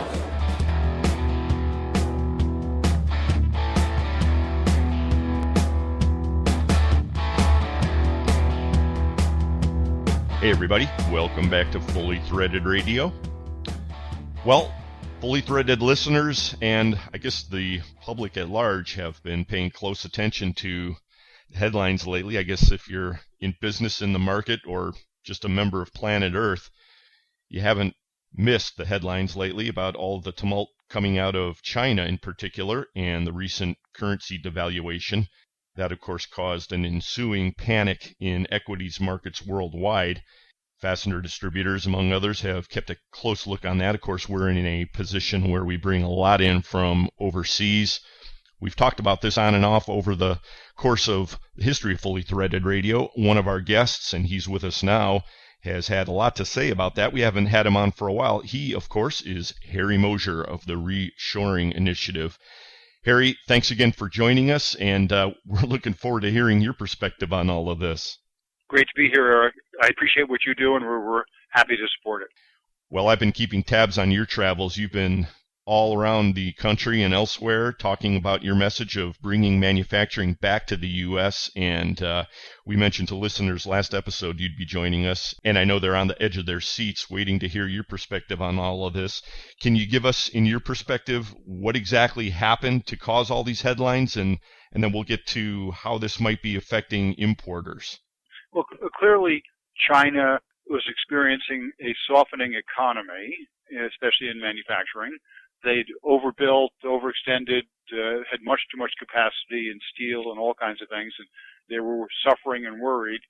So they wanted to become a bit more competitive, and they did that by a roughly 3% currency reduction. They claimed it was also a move to increase the market flexibility of their currency, to have the currency move towards being a freely traded currency. And if that's really what they did, and if it really gets there in some reasonable time period, that's wonderful, because in the long run, I believe their currency will appreciate dramatically. And if they're really going to let that happen, that'd be wonderful. I'll be surprised if they do it anytime soon. Now, cutting to the chase on all of this, what has been, in your experience, the effect for importing from overseas, and how does it affect reshoring? First, the change was about 3%. And let's take fasteners. A significant portion of the cost of making the fastener, and therefore the price from China, is in the material, in the steel or brass. So, whatever kind, aluminum, whatever kind of a product it is. And the rest, there's a certain portion that's labor and other sort of within China costs, let's say. And then there's a portion that's machine tools and electricity and things like that. So the labor portion and maybe the Chinese taxes are going to move up and down with the currency. In other words, the dollar value is going to go down as the currency goes down. But the price of steel, the price of aluminum, the price of the machine tools to make them, the price of the oil to make the electricity, all those things, more or less is going to be constant, expressed in dollars. So therefore, we conclude that for every 1% currency change, that the cost or the price of the product expressed in dollars only changes by about 0.3 or 0.4%. So therefore, a 3% Chinese currency reduction amounts to about a 1% reduction in the dollar price of the product coming out of China. And this is a very small amount compared to the cost that many distributors and certainly many OEMs ignore, the hidden costs of duty, freight, packaging, et cetera, which amounts to maybe 15 or 20%. You mentioned commodities, and you mentioned the value of the dollar, and of course that would be relative to the yuan in this particular conversation. And I think that's one of the reasons that people are having such a hard time getting their arms around what this actually means for U.S. importers. Because, as we've heard, commodities, their prices are going down, and then we're also hearing that the dollar is strengthening. And so it's not quite a one-dimensional conversation at that point, right? So where do we go to find the actual effect of all this? I mean, especially if all we have available is to look at over our shoulder, so to speak. Well, my point is that the price of steel is about the same in the U.S. and in China expressed in dollars. And therefore, that washes out of the equation when you compare U.S. to China or U.S. to any other country. I think that's critical. And again, what I suggested on the roughly 30%. So 3% becomes about a 1% price change. I think, the biggest problem is not that the Chinese currency went down by 3% a couple of weeks ago, is that the Chinese currency was not 60% higher 6 months ago. So the 3% is a very small change, whereas if we truly had a free market in the Chinese currency, I believe the currency would be 50 or 60% higher. And instead of 6 to the dollar, maybe it would be 4 to the dollar. And if that were the case, then you wouldn't even care about a 3% temporary reduction. So I think it's important that the U.S. government ups the pressure on China to raise their currency and does the same with other countries that are manipulating their currency. Well, that's an ongoing subject and one that never stops getting headlines and press coverage. Now, you've been a warrior in the battle of reshoring manufacturing through primarily your reshoring initiative. And in that battle, you've been talking with government officials, with businesses, with associations all over the place, and you've been tireless about that. So we tip our hat to you on that. But you also hear a lot of anecdotal stories in your travels. And one of the things that we heard over and over and over once we initially introduced you, at least to our small part of the world that is industrial fasteners and primarily distribution, was that distributors felt that regardless of what happened, reshoring really didn't apply to them because, in their opinion, grade 2 cap screws were never going to come back to the U.S. But that really misses the larger point, doesn't it? Because reshoring doesn't just mean manufacturing nuts and bolts stateside, does it? It has to do with other manufacturing activities into which our products go. Exactly. So for a fastener distributor, first I'd say certainly reevaluate your sourcing of fasteners and see if there's some that when you look at total cost, it makes sense to source domestically instead of offshore. Because that will help raise the whole tide here. But the equally important is to identify companies that have shifted some of their assembly back to the U.S., and therefore more fasteners will be required at those assembly plants, and the distributor can sell more there. And not just to look for where that's happening, but to call on the companies that are doing it, so they can go online on our website and find a list of about 900 companies that have either reshored or decided not to offshore or have done foreign direct investments, or a foreign company investing here. Then look through that list and the industry they're in and see if some of them are in your territory and are making the kind of product for which your fasteners are appropriate. And whom better to sell to than a company that has committed to keeping its manufacturing in the U.S. instead of planning to move it abroad. I'll point out right now that listeners can get out to the website www.reshorenow.org. There you can sign up for Harry's newsletter, which is great. I pay close attention to that each edition.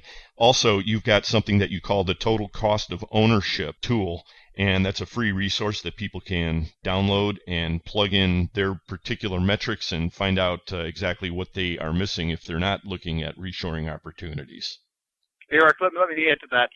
Certainly the distributor can use the TCO estimator for deciding where to source its fasteners, but they can also use it with their customers to help the customer decide where to assemble its products.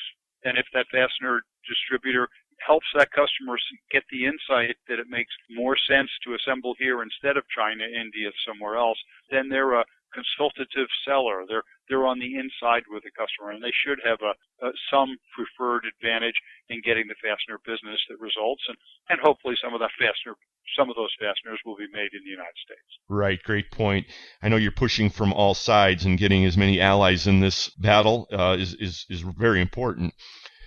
We'll talk a little bit more about your read on overall reshoring in just a minute, but let me back up for 1 second, and I know you don't have a crystal ball, but let's say that this 3% devaluation is not the end of it. Do you foresee, or have you heard any reason for us to believe that we've got more of the same coming, or are things stabilizing, or how should we be looking at this?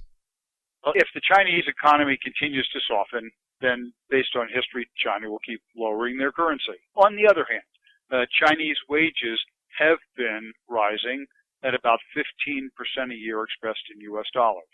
And a 15% increase in their wages will wipe out roughly a 15% reduction in the currency, maybe a 10% reduction in the currency. So as long as the wages are going up faster than the currency is going down, we're still in the ballgame. And I don't think they're going to, if China tried to cut its currency by 15%, then I think the rest of the world would play a lot of hardball with them. So I don't think we're in trouble yet, as long as our government supports U.S. manufacturing. Okay, so let's bring this back to the current state of reshoring. in the 5 years or so that you've been operating reshorenow.org, what have you seen, and are we making any headway? Okay. Just to clarify, we are the Reshoring Initiative, whose website is reshorenow.org. We have some pretty good statistics from a little bit longer time period, from 2003 to 2014, that shows that in 2003 we were losing to offshore about 150,000 manufacturing jobs a year, and reshoring and foreign direct investment were maybe bringing back 20,000, so we were losing net maybe 130,000. Whereas by 2014, the rate of offshoring was down to 40 or 50,000, and the rate of reshoring and foreign direct investment was up to 60 or 70,000. So we've gone from losing net 130,000 to gaining net maybe 20,000. So huge improvement in the sense that we're no longer bleeding, but there's still maybe 3 or 4 million manufacturing jobs offshore that we want to bring back. And so my challenge is to get more companies to use the total cost of ownership estimator to see that others in their industry are reshoring, and for them to do the reevaluation and see that in some cases, not all cases, but some cases, they can bring the work back. A term that's come up over and over more and more as of late has been nearshoring. So we've talked a lot about bringing manufacturing back to the U.S., but has there not been a lot of bringing reshoring to our neighboring countries as well? And how's that playing into your assessment of what's happening? Okay. If it comes back from, say, China or India, from a far shore to Canada or Mexico, we would call that nearshoring rather than reshoring. And certainly Canada a couple of years ago was hurting from that respect because its currency was so high. So now Canada is a little more attractive. Mexico clearly is attractive because their wages are about like China's, but the logistics, the time, the freight, the travel, everything a lot less. Nevertheless, a recent survey by one of the consulting firms showed that the trend of that flow back had risen to the U.S. relative to Mexico, and that the companies perceived the risks of Mexico, violence, corruption, etc., as not likely to get better soon. And the companies on average said that by, in their terms, nearshoring, which for them meant either U.S., Canada, or Mexico, that on average they would save about 8.3% on cost by making that change. Again, that included U.S., Canada, and Mexico. Interesting. Well, there are a lot of moving targets out there, but you keep fighting. And again, hats off to you for doing so. One thing I'd like to mention is a recent effort that we've had with Walmart, which for years had been known as the place to buy made in U.S., and then they lost that image. But today, they're about the second or third year of a Made in USA program, a commitment to bring back 250 billion U.S. purchased products over 10 years. And we launched a resources for retail suppliers site on our website, and it's linked from the Walmart Jump site. That's their portal for U.S. manufacturing. We've got our logo on their site, and it links to these 9 resources where companies can go in and find the tools for doing the analysis of what to bring back, can find tools on becoming more competitive, can find how to find suppliers of the things that they need in the U.S. to produce the product, can find financing to make the whole thing happen. So any of your listeners that make consumer products or are in the U.S. or are thinking of doing so, we encourage them to go to our site, see those resources, take advantage of them. We've got 35 trade associations, companies, U.S. Commerce Department offices, all listing an individual with a phone number and an email address. Each of them is a resource to help the companies bring the work back. We're delighted that Walmart's making this effort to increase their U.S. Manufactured product share, and we're calling on other retailers to join us in this effort and the companies to take advantage of what we offer. That's great to hear. Walmart, I suppose, is probably the best example of a poster child for bringing things in from overseas, and if you can make a dent there, then that's great news. Again, the website for keeping up with all of these developments is reshorenow.org. There you should check out the total cost of ownership estimator tool. That's, again, free to download. It'll help you out not just in making decisions for your company, but to help you with your customers and point them in the direction, or at least open the door to taking a look at some of these variables. Of course, your newsletter is very informative too, Harry. You're doing a great job on that. I always look forward to seeing it. We're all in this together, and we got to get the tide rising and get all the U.S. boats up. And I'm honored to have the opportunity to do that and to work with you. And we're honored to have you on the show once again. Please keep in touch with us, especially if there are any breaking developments and any way that the fastener industry can pitch in, because I know there are a lot of like-minded individuals out there in the audience. Harry Moser, Reshoring Initiative, thanks so much for joining us on Fully Threaded once again. Thanks, Eric. Brian and Eric, they're online. Fastener Talk Radio Extremist. You're right on with Fully Threaded Radio.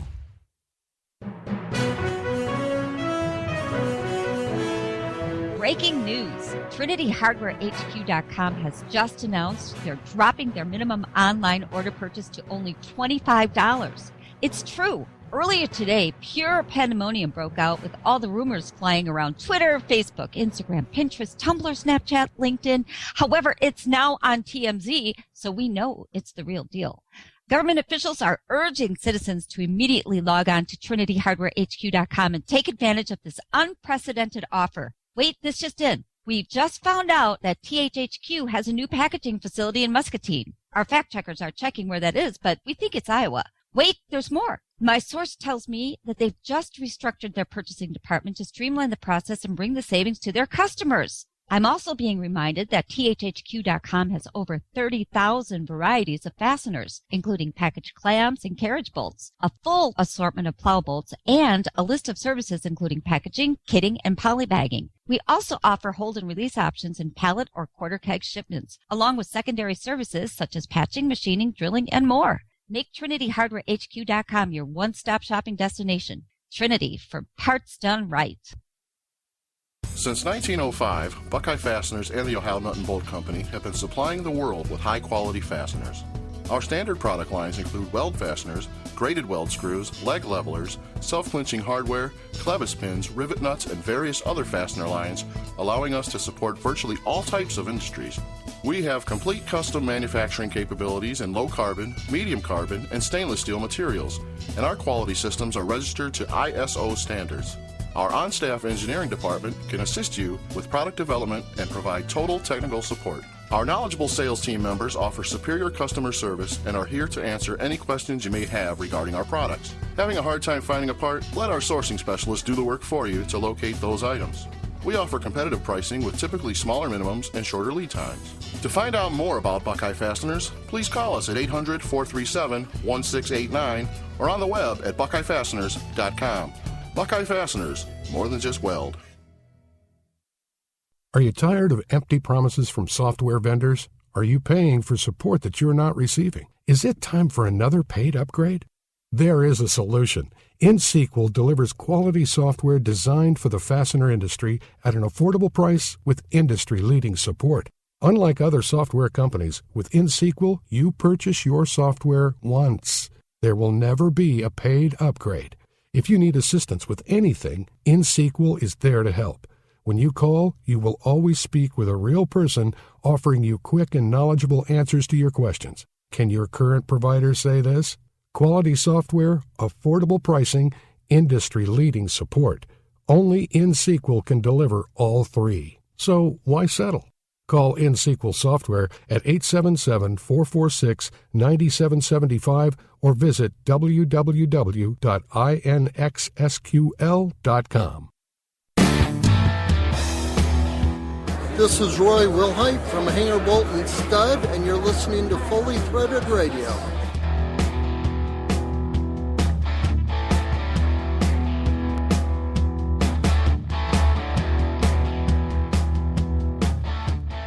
Brian and Eric, your online fastener amigos, back with you. Well, one thing you can say is that Harry Moser is a tireless warrior in the battle for reshoring, and for that we thank him. Right. And maybe sees a little bit of light at the end of the tunnel, but now it'll be the light will have been extinguished slightly now, I think. Well, one of the interesting things I noticed about his comments is that he looks at everything through the lens of numbers of jobs. which is an interesting way of doing it. And a lot of people have a lot of perspectives. I mean, there's bears and bulls out there. Mm-hmm. And he's always looking, I think, fairly bullishly at the numbers of jobs. And from his perspective, as you heard, he's definitely optimistic, and he sees positive trends emerging. So this is in the midst of all kinds of other economic chaos and uncertainty. And one way or another, he's continuing the fight. So hats off to Harry Moser. Yep. And he's been very consistent in carrying that fight on for a while. You know, we've dealt with Harry for a fair while now. Yes, he certainly has. We'll be distributing literature for the reshoring initiative. I think they'll have some of that over at the Fastener Industry Coalition table as well. So stop by our booth or the FIC and pick something up and get involved with the reshoring initiative. If nothing else, take a look at that total cost of ownership tool. It's on his website. It's free of charge, and I know it's opened a lot of people's eyes. So yep, right, very worth a while. Yep. I'd like to thank Harry Moser for joining us once again on the episode to give us his thoughts, and we'll thank our other guests on the podcast today as well. There were quite a few of them to thank. Andy and Gary Graham of National Threaded. Mike McNulty had the Fastener News Report. He was joined by Marc Strandquist of the Worth Group and the NFDA talking about the Fastener Distributor Index. Carmen Vertullo had the Fastener Training Minute. Jay Minichino presented the FIC Association Report, and Tom Payne joined us with a preview of what he'll be talking about in Vegas out there on behalf of Wi-Fi. Thank you, one and all. Mm-hmm. Yep.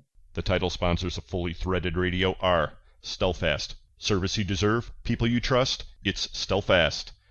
Trinity Hardware Headquarters, Trinity for parts done right, and Lindstrom and the Lindstrom family of companies, including Titan Fasteners.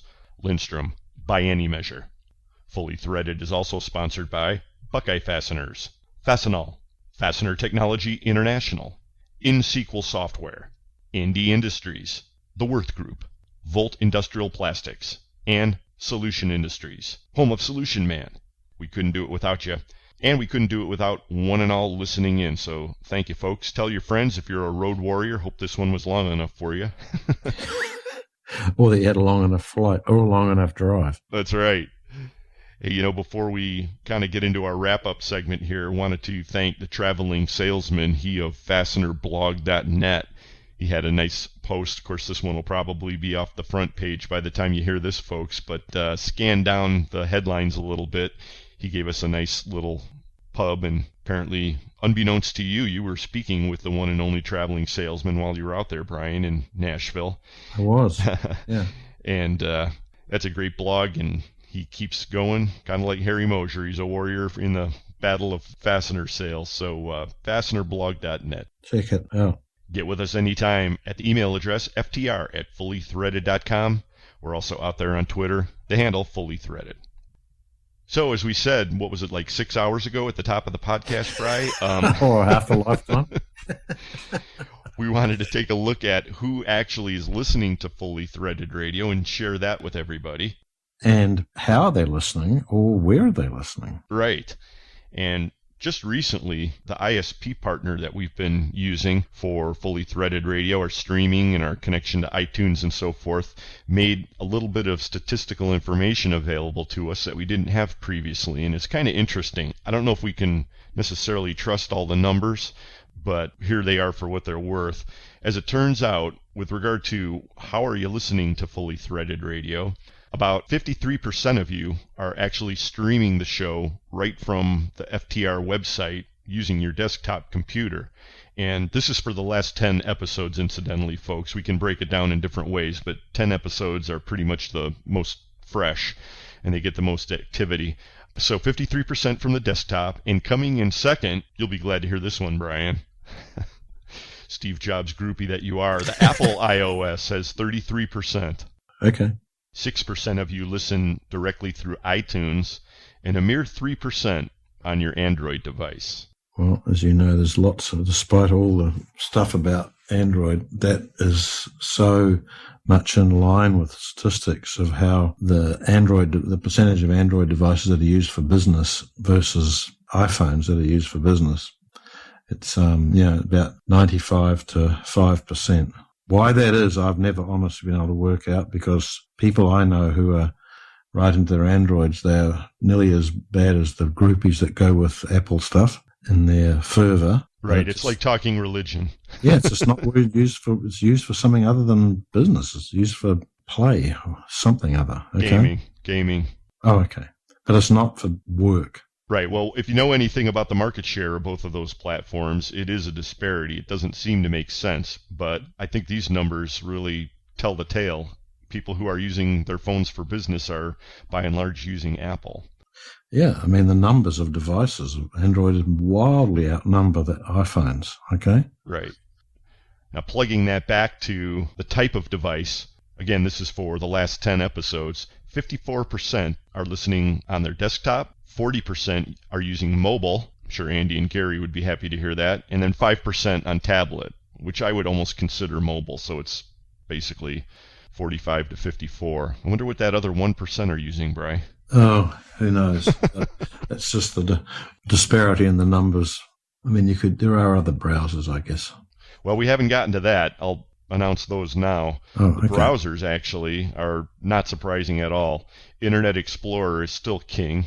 I know you don't like to hear that, but 45% of our listeners who do use a browser are using Internet Explorer, 27% Chrome, and Firefox is all the way down there at 10%. Of course, that makes Safari use limited. Yeah, even smaller at 4%. Yeah. Safari, of course, for those of you who are not Apple heads, is the Apple browser. Right.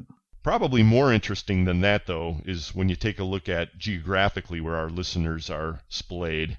Not surprisingly, 90% of fully threaded listeners are located in North America.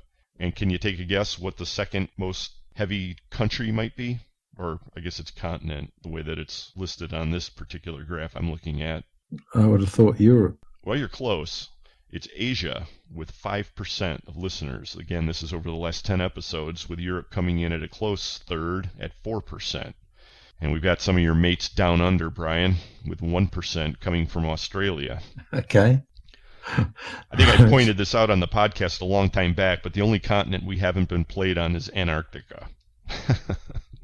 Well, we have to work on that. Well, they got long winter nights where they've got nothing to do but listen to podcasts. Yeah, that's true. But who's down there really? A bunch of Russians in their igloos doing research on global warming? Oh, no. A big bundle of Americans down there. I know that's true. Sometimes it seems like we're getting preempted everywhere, but in fact there's presence from a lot of companies, as it turns out. I was looking at a map of how Antarctica is cut up, actually. I mean, yeah. It's like every country's got a little slice of it. I think New Guinea has like 30 square miles of it, you know. Well, you know, the way it was set up originally, it was sort of on the basis of the projection of the countries, and you know, and so New Zealand had quite a big section of Antarctica once, and I believe New Zealand gave it away to America, United States, I think. Oh, well then by now it must be owned by China. No. No, American space is McMurdo Sound, one of the big, because the planes fly in and out of from New Zealand to try and get there. So they have, you know, big transport planes fly and they land on the sleds. There's a lot of activity down there. I mean, and at the moment, they're doing some really amazing research into neutrinos, something about neutrinos coming from outer space. They're measuring something. Yes, I knew it was only a matter of time until neutrinos came up in our conversation again. Something that I have no concept of, even though we went to the Fermi lab a couple of years back and we attended a whole day on neutrino development and research, and I still can't explain what the hell one of them is. But I can tell you about the top cities of fully threaded listener. Okay. Let's go on to that. Yeah, we'll save neutrinos for another episode, Bri. All right. The top cities of hydrogen and brittlement. Okay? Never far from my lips, as you know. I know.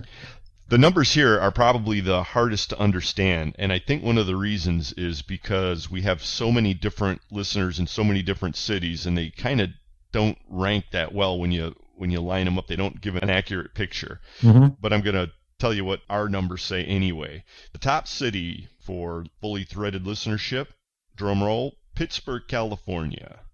What on earth is in Pittsburgh, California? Would not have expected that, but hey, Pittsburgh, we love you. The second city is the second city, Chicago, Illinois, with 14%. And then I'm just going to quickly run down the 8 after that. Not that we don't appreciate one and all, but here they are. Spring, Texas. Shanghai. Akron, Ohio. Ashland, Oregon. Wheaton, Illinois. Cockeysville, Maryland. That's the NSA listening in on us, Bry. Yeah. Encino, California. Be careful and what you Minneapolis, say. Minnesota. I always am. Okay. So that's the way they lay out for the top 10 cities for the last 10 episodes of Fully Threaded. And the funny thing is, I mean, I'm aware personally of people in a lot of cities that don't appear on this list. So it's, again, a little bit hard to understand. But there you have it, folks. We thought you should know. And we thank each and every one of you for listening to Fully Threaded Radio, as we say continuously, but we really do mean it. Thank you so much. It means a lot to us. Yep. We're looking forward to seeing you out there in Las Vegas coming up. Again, booth 205. That's where FCH will be.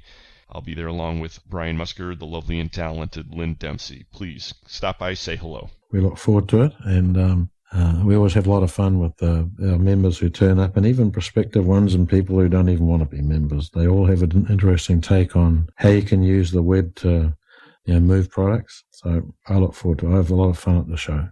And you never tire of talking with people about that subject, almost as much as you love talking about neutrinos, whether or not you really know what they are or not.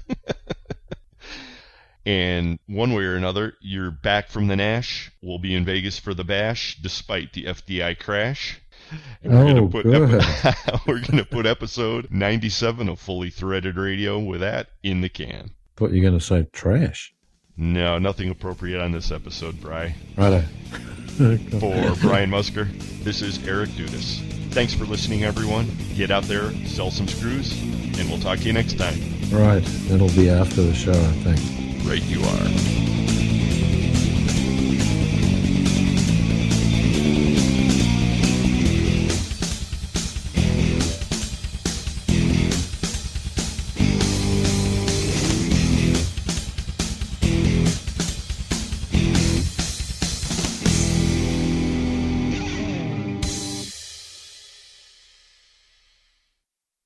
Fully Threaded Radio is a production of Fasteners Clearinghouse. Music provided by Audionautics. I'm here with Marty Nolan, and Marty, I'd like to ask you one of the tough questions I'm asking. The FDI is trending down, with 47, I think, being in August. What about your business? How's it doing? I'm really not that surprised to hear that, because a lot of the people I talk to do say that they've had some softness over the last couple months. Some people, maybe it was July or August or both, so I'm not surprised to hear the FDI is down. I don't think anybody's alarmed that it's going to continue all year necessarily. And then you have people confused because sometimes summer's down anyways. But there's definitely some softness. It's not terrible, but I'm not too surprised to hear that the index is down. And I spend a lot of time trying to talk to a lot of people, so it's not just one or two people saying that, it's a lot of people. I'm out in the Ohio, Western Pennsylvania, West Virginia area. The fracking industry was very good over the last couple of years, and that industry is nearly dead right now. There's not a lot of drilling going on like there was, so that's hurting people who are getting some business, supporting that industry, and that is down. There's no getting around that. So people that were into that, it's not just the summer. They're down, and I don't see that's coming back anytime soon, but everything else, like you said, automotive's good, and some other industries are doing fine, so I think it's a mix. Thank you, Marty. No problem. It's funny you think that those are easy to do till you do it.